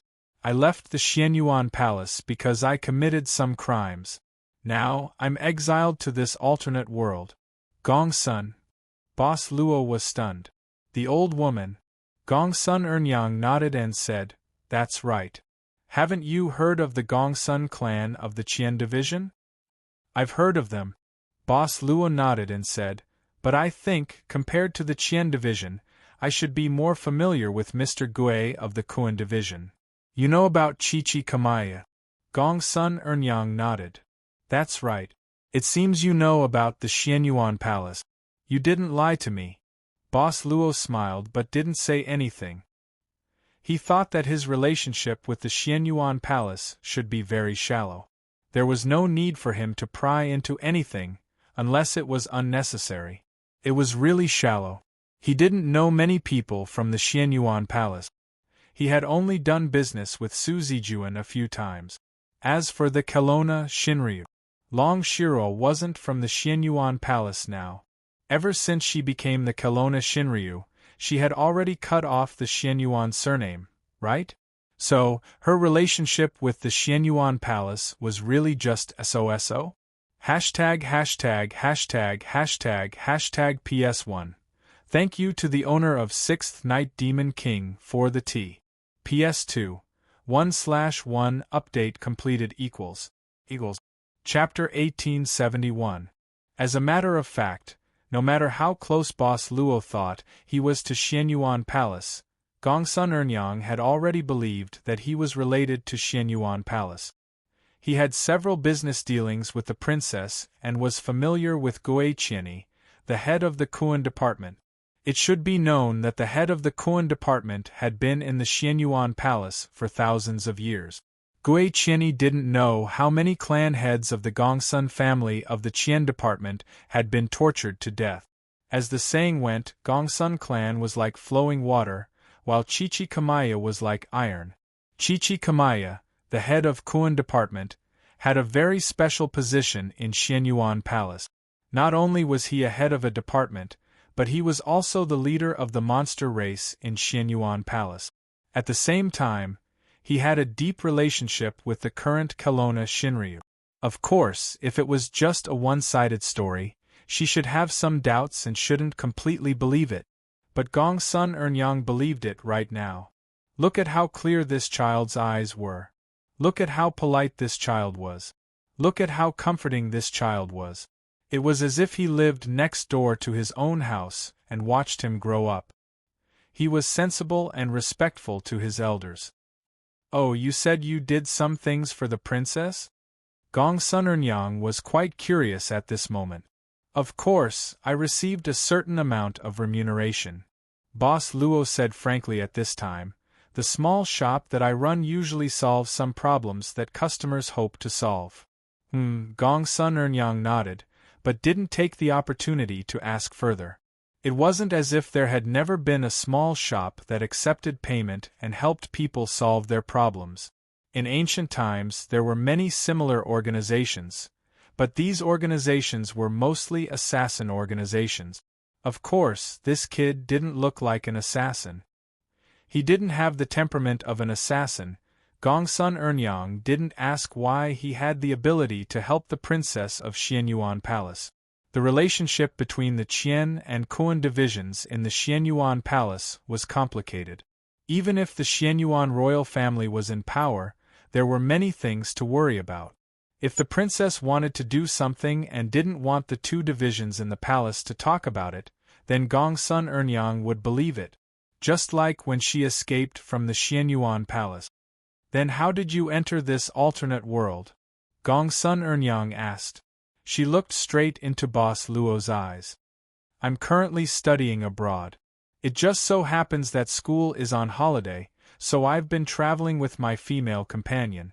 Boss Luo thought for a moment and said, after that, because the transportation tool we used broke down, we temporarily stayed in an ancient castle.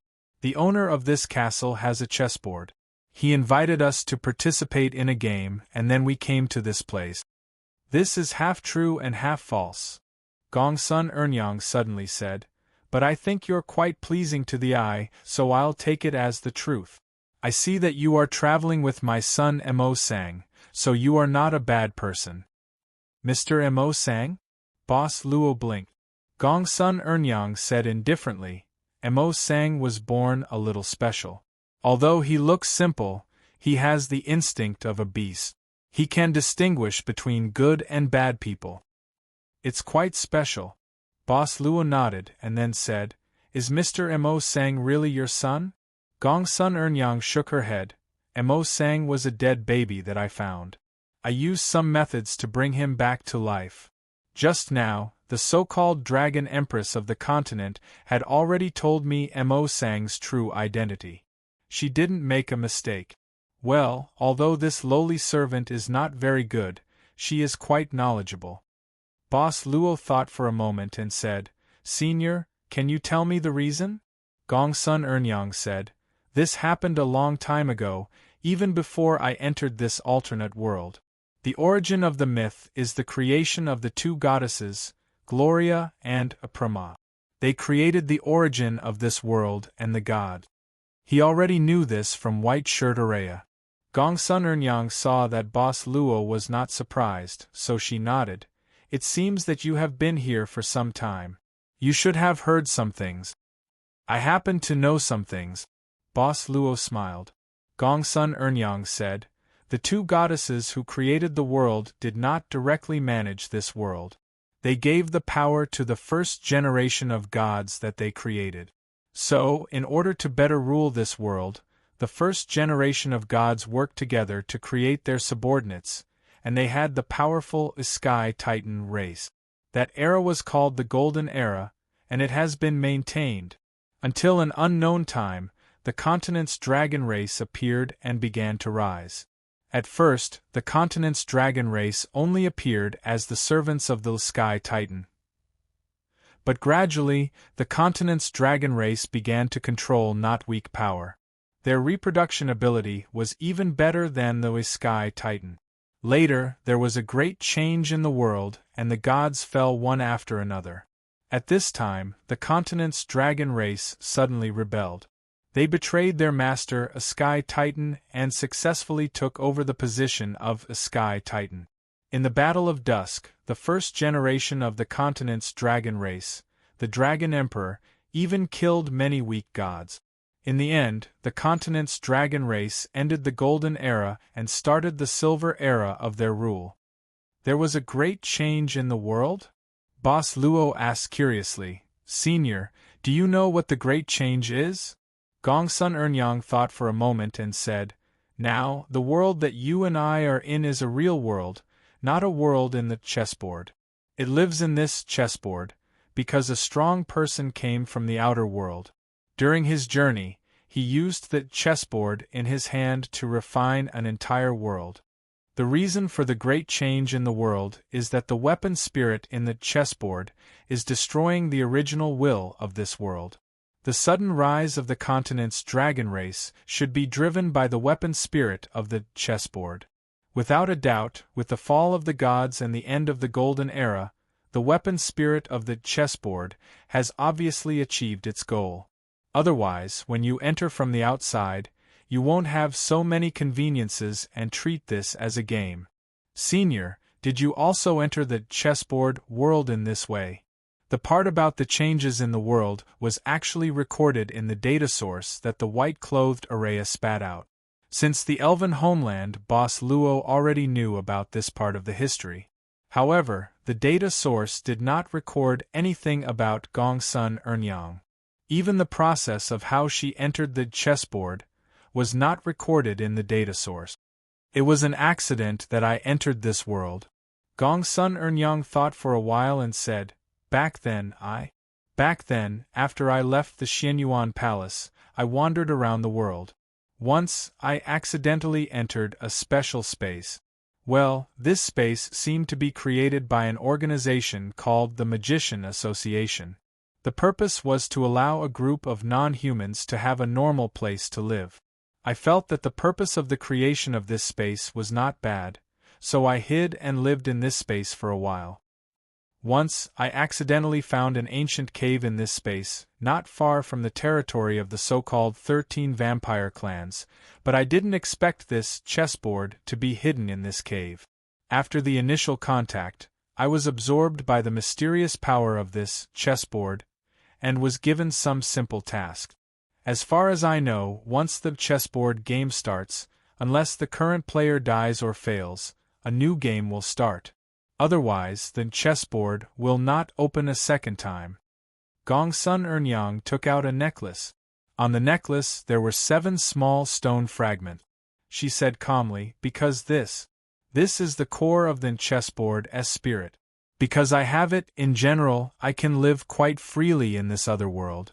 To a certain extent, it allows me to ignore the rules created by the chessboard's spirit. This thing is scattered in this world. It should be broken when the chessboard's spirit fought against the original will of this world. So, the current chessboard's spirit is no longer the original spirit. Boss Luo thought for a while and said, "This is a newly born spirit?" Gongsun Ernyang shook her head. "It's not a new one. It should be said that because the original artifact's spirit was damaged, the remaining part lost its most important core. However, it still retained some of its functions, so it continued to devour this other world according to its original orders. However, perhaps because it lost its most important core, the damaged artifact spirit's actions are somewhat chaotic and repetitive." Repetitive? Boss Luo couldn't help but think. Gongsun Ernyang said, "The rise of the dragon race on the mainland, the arrival of the Silver Age, actually means that the chessboard behind the scenes has finished refining this world.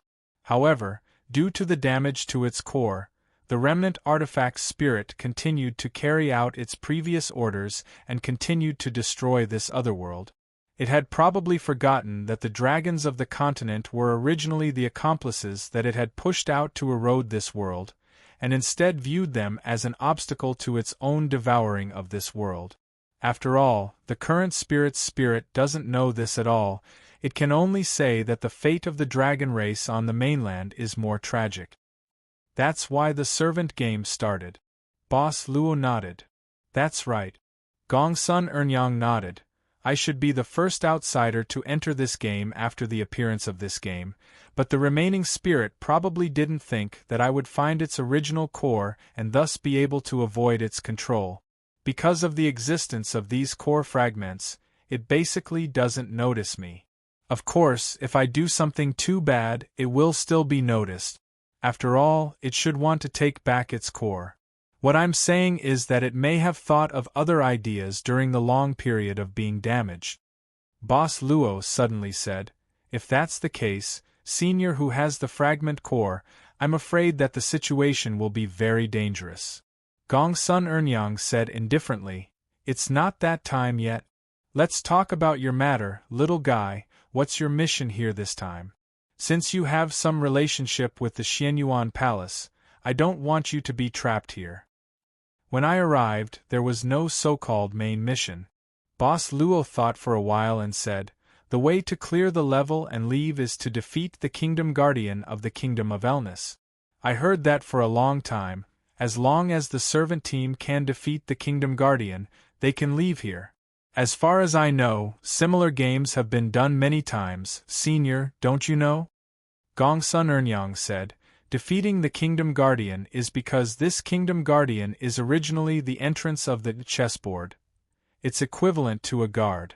If you can defeat it, you can naturally leave.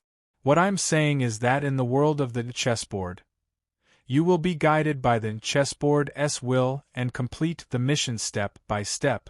It may be something that has been completed or not yet completed.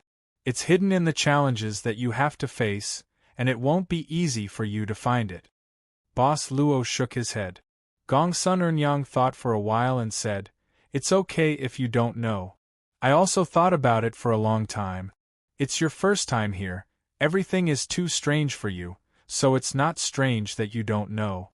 Moreover, no matter if you succeed or fail and stay here, the next game will still start. This time it's the rise of the human race, next time it may be the rebirth of some unknown race. As long as the core is not complete, the remaining weapon spirit will only repeatedly destroy the existing system of this world again and again.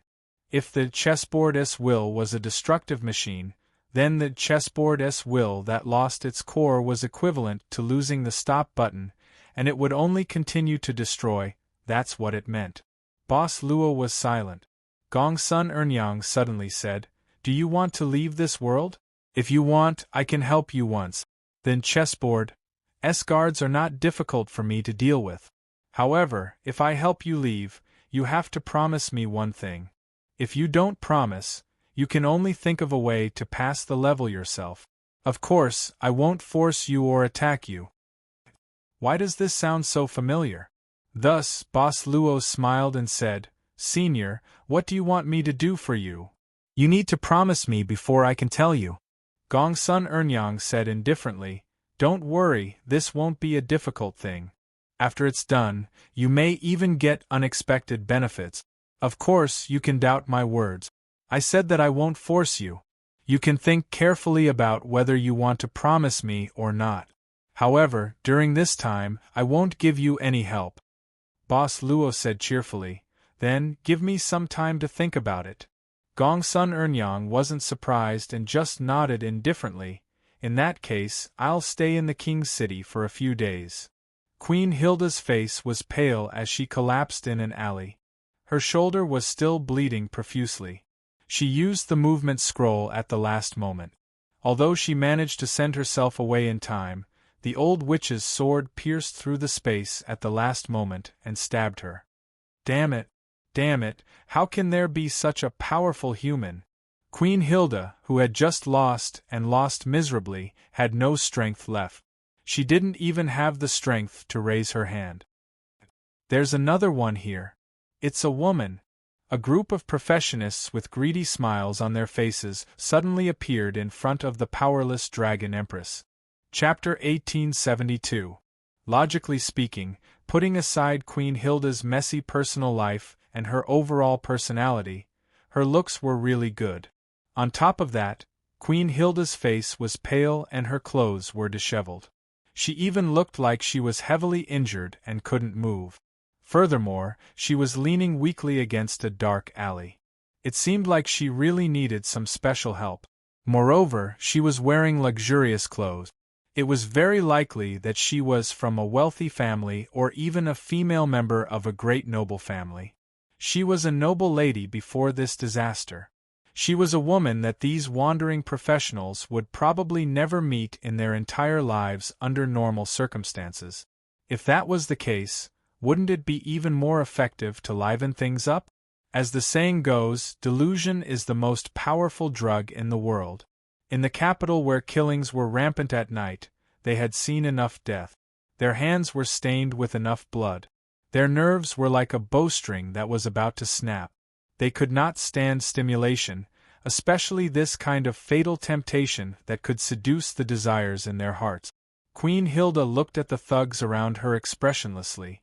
There were 4 of them. Only one of them looked passable. The Dragon Queen could not help but frown. Although she was weak, she was not so weak that she would be humiliated by a few professionals who were at most mid-high level. "You want me?" Queen Hilda smiled and slowly stood up. "But I can only accompany one." The thugs showed more unscrupulous eyes and more ferocious smiles. As if they had found a precious treasure, the 4 of them slowly approached her. The smile on Queen Hilda's face grew wider. She even reached to her chest. Just like that, under the chaotic and passionate gazes of the thugs, she reached out and undid the first button on her collar. In an instant, a patch of snow-white skin appeared in front of them. It was like white jade, precious and meticulously carved white jade. I have never seen such a beautiful woman in my life. If I could do it, it would be worth it even if I died. Worth it. Among them, there were even some who were driven by their instincts and hurriedly unbuckled their belt. They couldn't wait to pounce on the luxurious and delicate woman in front of them. I found her first, get out of my way! This woman is mine. They were brothers who had met on the way here. They had even thought about how to stab each other in the back when they were robbing together. But now, the four captivated thugs were fighting each other. Queen Hilda murmured, "Only the strongest can have me." They fought even more ferociously. One of them had already arrived, and the other two had followed suit. Not long after, only one of the thugs was left standing in front of Queen Hilda. He was fully bathed and wielded a lethal weapon. However, this wasn't the one that Her Majesty felt was passable. But it didn't matter. As long as he recovered a bit of energy, he would just treat it as eating a dish that didn't taste good. The Empress leaned back, and her whole body was pressed against the wall. Her seductive eyes were like silk, and it was clear that she was at his mercy. At this moment, the blood-soaked thug seemed to be possessed as he madly pounced forward. So be it. Males have always been like this anyway. There was a type of female venomous insect that would eat the male venomous insect after mating, turning it into nutrients to strengthen itself. Queen Hilda squinted her eyes. Then, a few drops of warm blood splashed on her cheeks. The Empress of the Dragon Clan was absent-minded for a moment. Maybe it was because of the warmth of the blood on her face, or because the thug who was about to attack her suddenly stopped and died. "Are you all right, my lady?" A handsome young man appeared behind the fallen thug. At the same time, Queen Hilda could feel the strong vitality of this young man. It turned out to be a rather young sacred domain, and a true sacred domain with a sacred heart. There was actually such an outstanding contestant in this national competition. Although he was not as good as the guy who had always rejected her, he was still one of the few outstanding contestants that Queen Hilda had met in recent years. "Thank you for saving me." The Empress smiled. Of course, her smile was mixed with hesitation, helplessness, and fear. She suddenly hugged the young man who helped her and shook her body. "Thank you so much. Thank you. Otherwise, I would have, really. It's all right." The young man patted the noble lady's shoulder, then took off his coat and put it on the noble lady.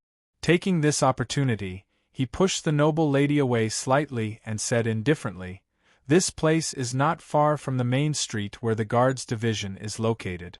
When I passed by, I found that a line of defense had been built there to protect the victims. You can go there to take refuge." Queen Hilda was stunned.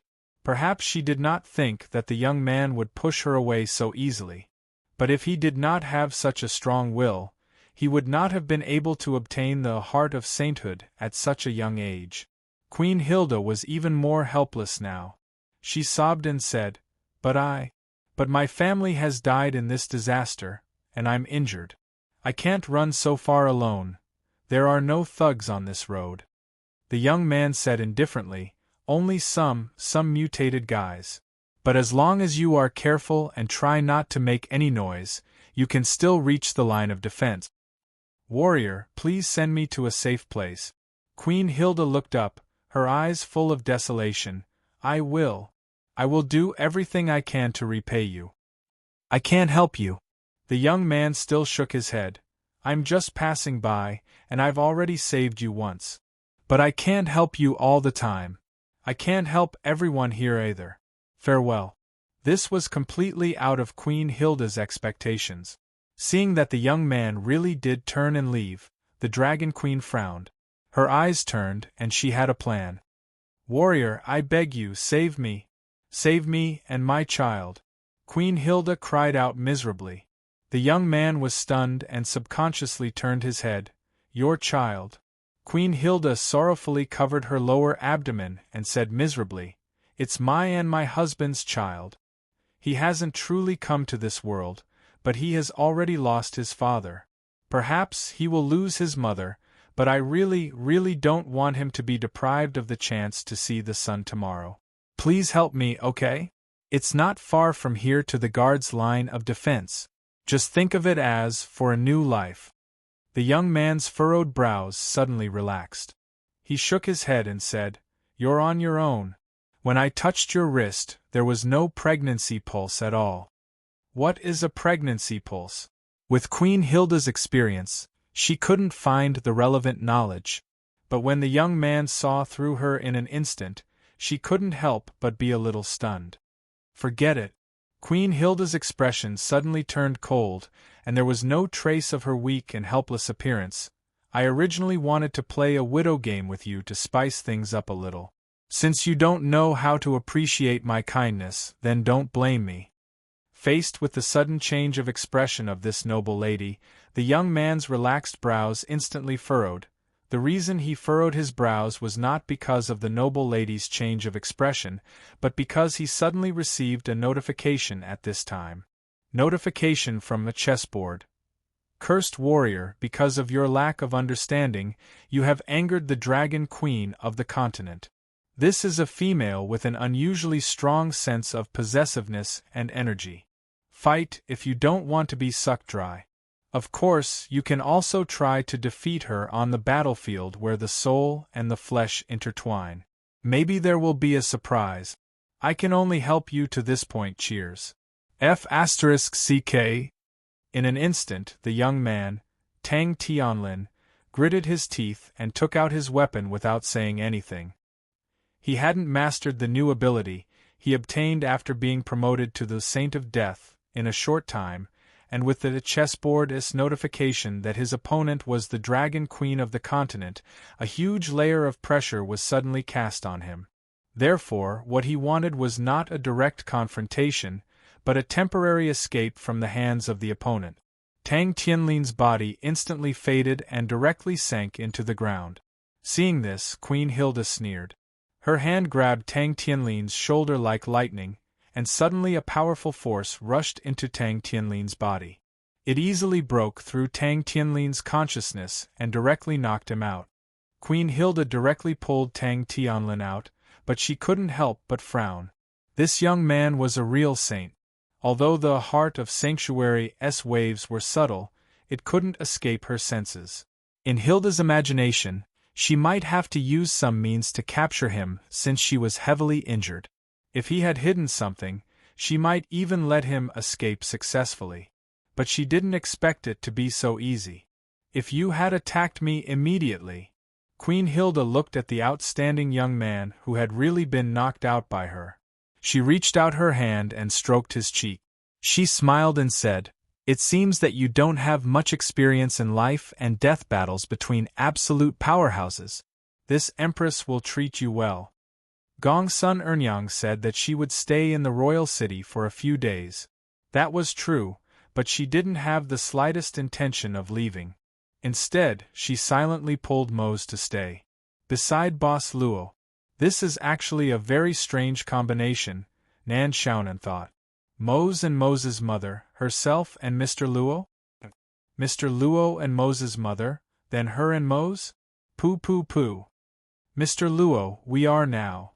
Nan Xiaonan felt her way to Boss Luo. She looked at Mose and his mother and said in a low voice, "Queen Hilda was beaten away by that woman. Do we still need to participate in this so-called competition?" "Why not?" Boss Luo said indifferently, "This is the national competition. The one who organized this competition is King Amos. His Majesty is still here, so the competition is not over." Nan Xiaonan slowly typed A. Boss Luo said, "Aren't you curious? Your wife was injured in front of you and had to escape. As a husband, you can still sit at the table peacefully." "King Amos?" Nan Xiaonan frowned and looked toward the depths of the palace. "Is he inside?" Right now, there was not a single guard or maidservant to be seen in the square. It was completely empty. This also meant that this strange combination of theirs was actually unimpeded at this moment. "Do we go straight in to find him?" Nan Xiaonan asked curiously. Boss Luo said, "We wait here for the owner of the orb to appear. Now, Queen Hilda has been chased away." Nan Xiaonan shook her head. Even if the owner of the orb appears, he won't get a reward. Oh, those guys outside don't know about this yet. Let me imagine. Our initial goal is to clear this chessboard game. Only King Amos can summon the Guardian of the Kingdom. So, Hilda is just a checkpoint in front of us. It's better that she has been beaten away. Next, we just need to find a way to let King Amos summon the Guardian of the Kingdom. Thinking of this, Nan Xiaonan couldn't help but look at Mose and his mother again, mainly Mose's mother. Could this mysterious woman's appearance also be to help Mr. Luo clear the obstacles? Although it was said to be easy mode, this was too easy. She felt that Gongsun Ernyang's origin was not as simple as she said. Although she didn't follow them and didn't hear the conversation between Boss Luo and Gongsun Ernyang, Nan Xiaonan, who had the omen diagram, found a king-tier monster that had the ability to eavesdrop and successfully eavesdropped on a lot of content. That woman said that she could even help us deal with the Guardian directly. Nan Xiaonan frowned at this time. She hoped that Mr. Luo could do her a favor. But if that's the case, she should let the Guardian appear directly. That would be more convincing. In other words, she may really be able to defeat the Guardian, but she may not be able to make the Guardian appear? Mr. Luo should have already noticed this when he was talking with Gongsun Ernyang. Based on the current information, since they had already obtained the important item, Prama's blade, as long as the Guardian appeared, it wouldn't be difficult for them to successfully clear the dungeon. In this case, not to mention Mr. Luo, even she herself didn't want to ask for help for something that she could do instinctively and owe a promise. Thinking of this, Nan Xiaonan suddenly asked curiously, "Mr. Luo, don't you want to know what this Gongsun Ernyang wants you to do for her?" Boss Luo said casually, "Since it's something that needs help, it must be something important to her." "Yes. And then?" "It's fine as long as you know it's something important." Boss Luo smiled. Nan Xiaonan opened her mouth and immediately reacted. She narrowed her eyes and smiled. "That's right. Since it's something important, then we're not the ones who are anxious. This indescribable existence is too bad. Mom, this little brother is a good person, the kind of good person you said. Why don't you let me be friends with him?" Mose touched his head in confusion. Gongsun Ernyang said indifferently, "Some people look good, but they're completely bad inside. This kind of person is very dangerous." Mose was stunned and said in surprise, "Little brother is completely bad?" Gongsun Ernyang glanced at him. "Some people look good, but they're also good inside. They can even make others naturally think that they're a good person. This kind of person is not only dangerous, but also terrible. Just remember what I said." Mose counted his fingers. "He looks good, but he's also a good person inside. Others also think that he's a good person. Is he really a good person?" Gongsun Ernyang said faintly, "The most terrible thing is that he sees all living things as equal. There's no good and evil. Naturally, there's no distinction between good and evil." "Mom, I don't understand," Mose said loudly. Gongsun Ernyang slapped Mose down and smashed him to the ground. "If you don't understand, then do 1,000 push-ups. Anyway, you're stupid." Although Mose was unwilling, he never disobeyed his mother's words. "But Mom, the sword you gave me has been crushed by the queen. Take this." Gongsun Ernyang reached out and grabbed. "You can use this in the future." A black iron rod instantly appeared in Gongsun Ernyang's hand. She threw it at Emo Sang. Emo Sang subconsciously caught it. Unexpectedly, when he caught the black iron rod with both hands, he almost couldn't hold it. He almost bent down from the weight. "What is this? It's so heavy." Mose couldn't help but be shocked. "Just take it. Why are you talking so much nonsense? Aren't you going to do it?" Gongsun Ernyang's face turned cold. "You're not allowed to get up until you're done." Mose immediately shuddered. Then, he hung his head dejectedly and tied the black iron rod to his body. Then, he lay on the ground and straightened his back. It was quite strenuous. Chapter 1873. You still haven't found him? Yes, Lord Quark. Our men have spread out to search everywhere, but we really can't find the young chief of peace between man and nature. The subordinate said in fear and trepidation.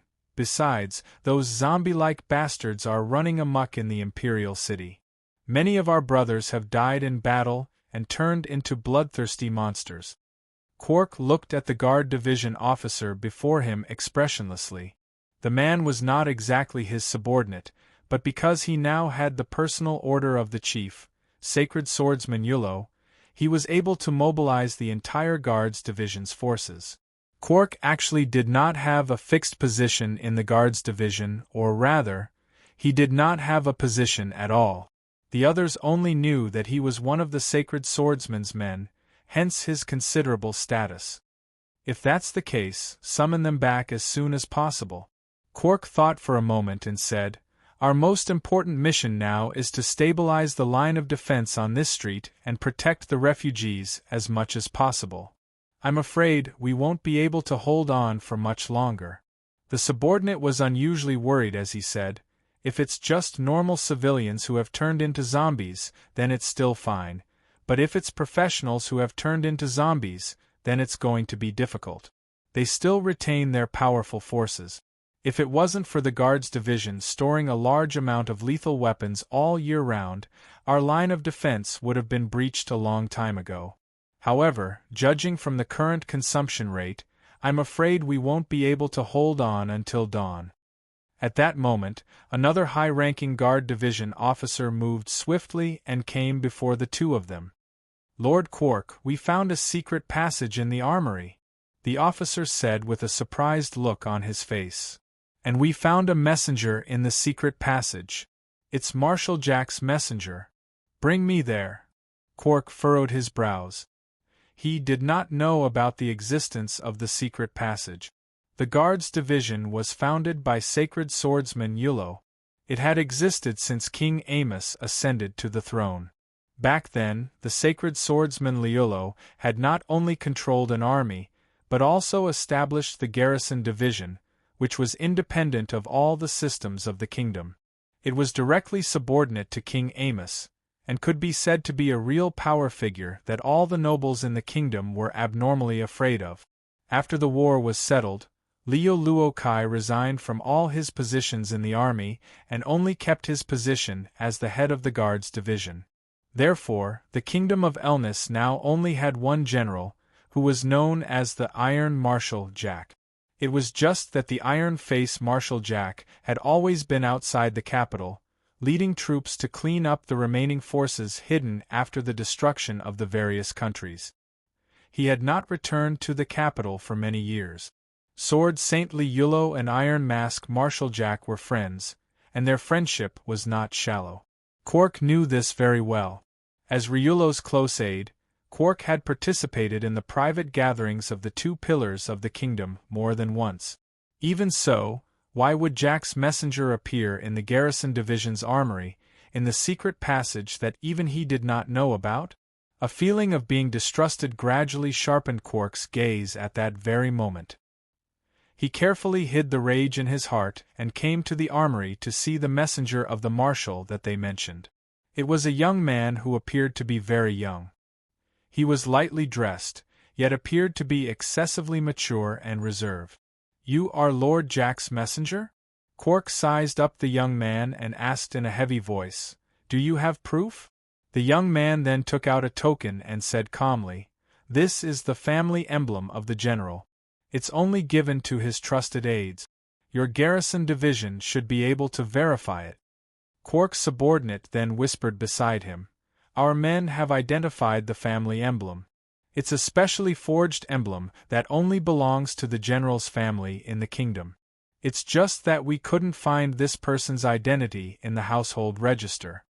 Quark muttered to himself for a while before he looked at the young man and asked, "What's your name? Why are you here, and how do you know about the existence of this secret passage? This is the Garrison Division's restricted area. If you can't come up with a convincing reason, I'm sorry, but I'm afraid I can't trust you easily." "You can call me Tyan Yungson," the young man said calmly. "As a matter of fact, before I came here, I didn't know about the existence of this secret passage either. As for the reason why I'm here, it's to help you." "How?" Quark asked in a heavy voice. "You've seen it for yourself. This secret passage," Tyan Yongson said seriously. "It's very long, even longer than the Imperial City's walls. It leads all the way to Mount Starfall outside the Imperial City. The Patriarch sent me here to deliver the message, so that I can bring you all through this secret passage and escort the Imperial City's people out of here to avoid this disaster." "You mean the General?" Quark frowned. "He knows about the situation in the Imperial City. He's back." "Yes," Tyan Yongson said slowly. "Now, the Patriarch is setting up camp at Mount Starfall." "That's great." The men of the garrison division could not help but exclaim in delight. "We don't have to guard this place anymore. The General is back. That's great. We're saved." Quark, however, waved his hand to silence the men behind him. He stared at Tyan Yongson and asked in a heavy voice, "You still haven't answered me. How did you know about the existence of this secret passage?" Tyan Yongson frowned and said, "I've already said that I only knew about it before I came here. This was what the Patriarch told me. If you have any questions, you can ask the Patriarch in person. My mission is only to open this secret passage and let you all know." Quark said calmly, "If the secret passage is really as you say, leading to Mount Starfall outside the Imperial City, then it is indeed very long. However, once the Imperial City's people rush in, I'm afraid it might be a road of no return. We don't know what's in the secret passage, much less what awaits us at the exit of the secret passage. Hope or disaster." Tyan Yongson frowned, then said, "It's reasonable for you to have misgivings, but with the current situation in the Imperial City, I'm afraid you can't hesitate for too long. If you really don't believe me, you can send someone to follow me through this secret passage. How about that? If there's really danger, you'll lose 1 or 2 subordinates at most, but as long as it's proven to be safe, you can save the Imperial City's people and yourselves." "My lord, I'm willing to go and investigate." "My lord, I'm willing as well." Quark still waved his hand to silence the restless people. "Then," he said seriously, "if you want to investigate, then let me do it. The chief has temporarily entrusted the Guards Division to me, so I can't let any harm come to the men of the Guards Division. Tyan Yongson, I'll go with you." "My lord." "You can't." Several of his subordinates hurried forward. What a good Lord Quark, daring in his actions. When the Imperial City was in trouble, he stepped forward bravely and shouldered everything alone. Now, for the safety of his subordinates, he's even risking his life alone. Compared to that carefree young chief, he's really, I've made up my mind. "You don't have to say anything," Quark said in a deep voice. "Let's go. Please come with me." Tyan Yongson nodded, but he suddenly said, "My lord, you're quite considerate of your subordinates. You're a good officer who empathizes with his subordinate." Quark stepped into the secret passage, and Tyan Yongson followed right behind him. The men of the Guards Division immediately guarded the entrance of the secret passage, looking nervous. "You said your name is Tyan Yongson?" Quark asked abruptly in the secret passage. "Is there a problem?" The young messenger leading the way replied flatly. "My chief student is called The Peace Between Man and Nature," Quark said. "I keep having the feeling that your names are very similar." Tyan Yongson, on the other hand, said flatly, "The world is so big. Even if people have the same name and surname, or even look alike, there are plenty of people out there. There's nothing strange about it." "Indeed." Lord Quark nodded without commenting further. He then asked seriously, "If I may ask, why wasn't there any news of the Chief General's return?" According to the intelligence from the Guards Division, the Chief General's latest report should have been a month ago. At that time, he should have been in the Red Nest Mountains, searching for a group of remnant soldiers. It's at least 20 days' journey from the Imperial City. "You said it yourself. It was intelligence from a month ago," Tyan Yongson said flatly. The cleanup operation in the Red Nest Mountains was quite successful. It didn't take long. How did the Chief General know about what happened in the Imperial City? Quark asked abruptly. Even we are still in shock at this very moment. There were no signs of the arrival of the disaster. You can ask the Master. Maybe he'll be willing to answer you. How long will it take to finish? How long do you usually take to leave the Imperial City from the Guards Division? Quark did not ask any more questions. He just followed behind Tian Yunxin in silence, neither slow nor in a hurry. He did not say anything along the way. Finally, he passed through the long secret passage safely and left the Dragon Queen Hilda's Dragon Emperor enchantment. He appeared in the middle of Mount Meteor outside the Imperial City. He turned around and looked at the Imperial City that was on fire all over the place, yet he felt unreal. The Master is setting up camp in the forest ahead. Tian Yunxin's voice pulled Quark back from his absent-mindedness. This way, please. Quark had seen Iron Face Marshal before, and it was more than once. At the exit of the secret passage, there was a squad of about 20 soldiers guarding it. They were the elite soldiers under the Iron Face Marshal. Similarly, they were the Eagle Cavalry that once swept across the continent.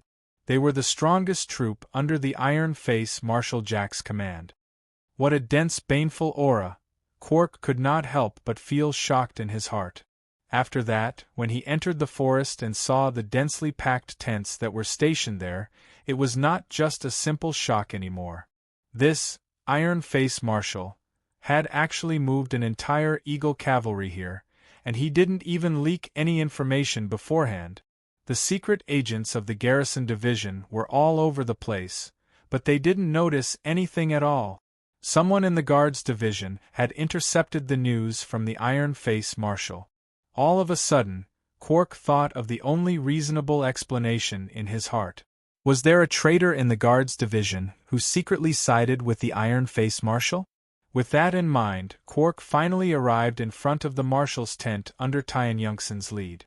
Tian Yunxin was standing outside the tent at the moment, signaling Quark to enter alone. Quark glanced at Tian Yunxin quietly. Then, he placed his hand on the hilt of the sword hanging at his waist as if it was an accident. Just like that, he held his wrist and opened the tent's flap, walking in alone. The moment he stepped into the tent, Quark was stunned. "You're here, Quark." Teacher, you." Quark was stunned at first, then he suddenly showed a delighted expression. He quickly walked forward. "This is great. Teacher, you're here." Could it be that the one who suppressed the news of Iron Face Marshal Jack's return to the Imperial City was the Sword Saint himself? The one who appeared in the tent was Sword Saint Lullo, who had disappeared from the pavilion in the lake. Other than that, there was another man in the tent. A man with a black iron mask that only revealed a pair of eyes, the kingdom's chief general, Iron Face Marshal Jack. When Quark came in, Iron Face Marshal and Sword Saint Lullo were sitting opposite each other. They were playing a game of war chess that had just been introduced from the West in recent years. Now, it should be Iron Face Marshal Jack's turn. When he saw the chief general was deep in thought and did not even notice his arrival, Quark couldn't help but frown. He quickly walked up to Sword Saint Lullo and said softly, "Teacher, now that the Imperial City..." Sword Saint Lullo waved his hand and signaled Quark to be quiet. "If there's anything, wait until the Marshal and I finish this game of chess. Don't worry, with the current situation in the Imperial City, it won't make much of a difference whether it's earlier or later. Come and take a look at this game of chess and see how we're doing." "Yes, teacher." Quark nodded and then quietly knelt behind Sword Saint Lullo. His eyes followed Sword Saint Lullo's gaze. It was a one-sided situation. The one who was obviously at a disadvantage was Iron Face Marshal Jack. It seems like there's only one way to turn this situation around. Iron Face Marshal slowly put down the chess piece in his hand and shook his head. "If it's possible, I really don't want to take this step." Lullo could not help but ask curiously, "How do you plan to go?" "This way." Iron Face Marshall's voice deepened. He then waved his hand and swept away all the chess pieces on the chessboard before he said calmly, "This way." "Stupid chess, stupid chess." Sword Saint Lullo shook his head repeatedly. "If you continue like this, you won't be able to find anyone to play chess with you in the future. Then this will be the last game." Iron Face Marshall chuckled and said, "You know me. Every year, I'll give up something that I like. Then this year, what I'll give up is chess. Then let's end it." Sword Saint waved his hand and swept the chess pieces that had become messy to the side. "I'll give you face and consider it a draw." "Ha, this is the feeling of being invincible." Iron Face Marshall smiled at that moment. He then glanced at Quark, who was sitting upright behind Sword Saint. "Remember this. On this day this year, Sword Saint Lullo was defeated by Iron Face Marshall on the chessboard.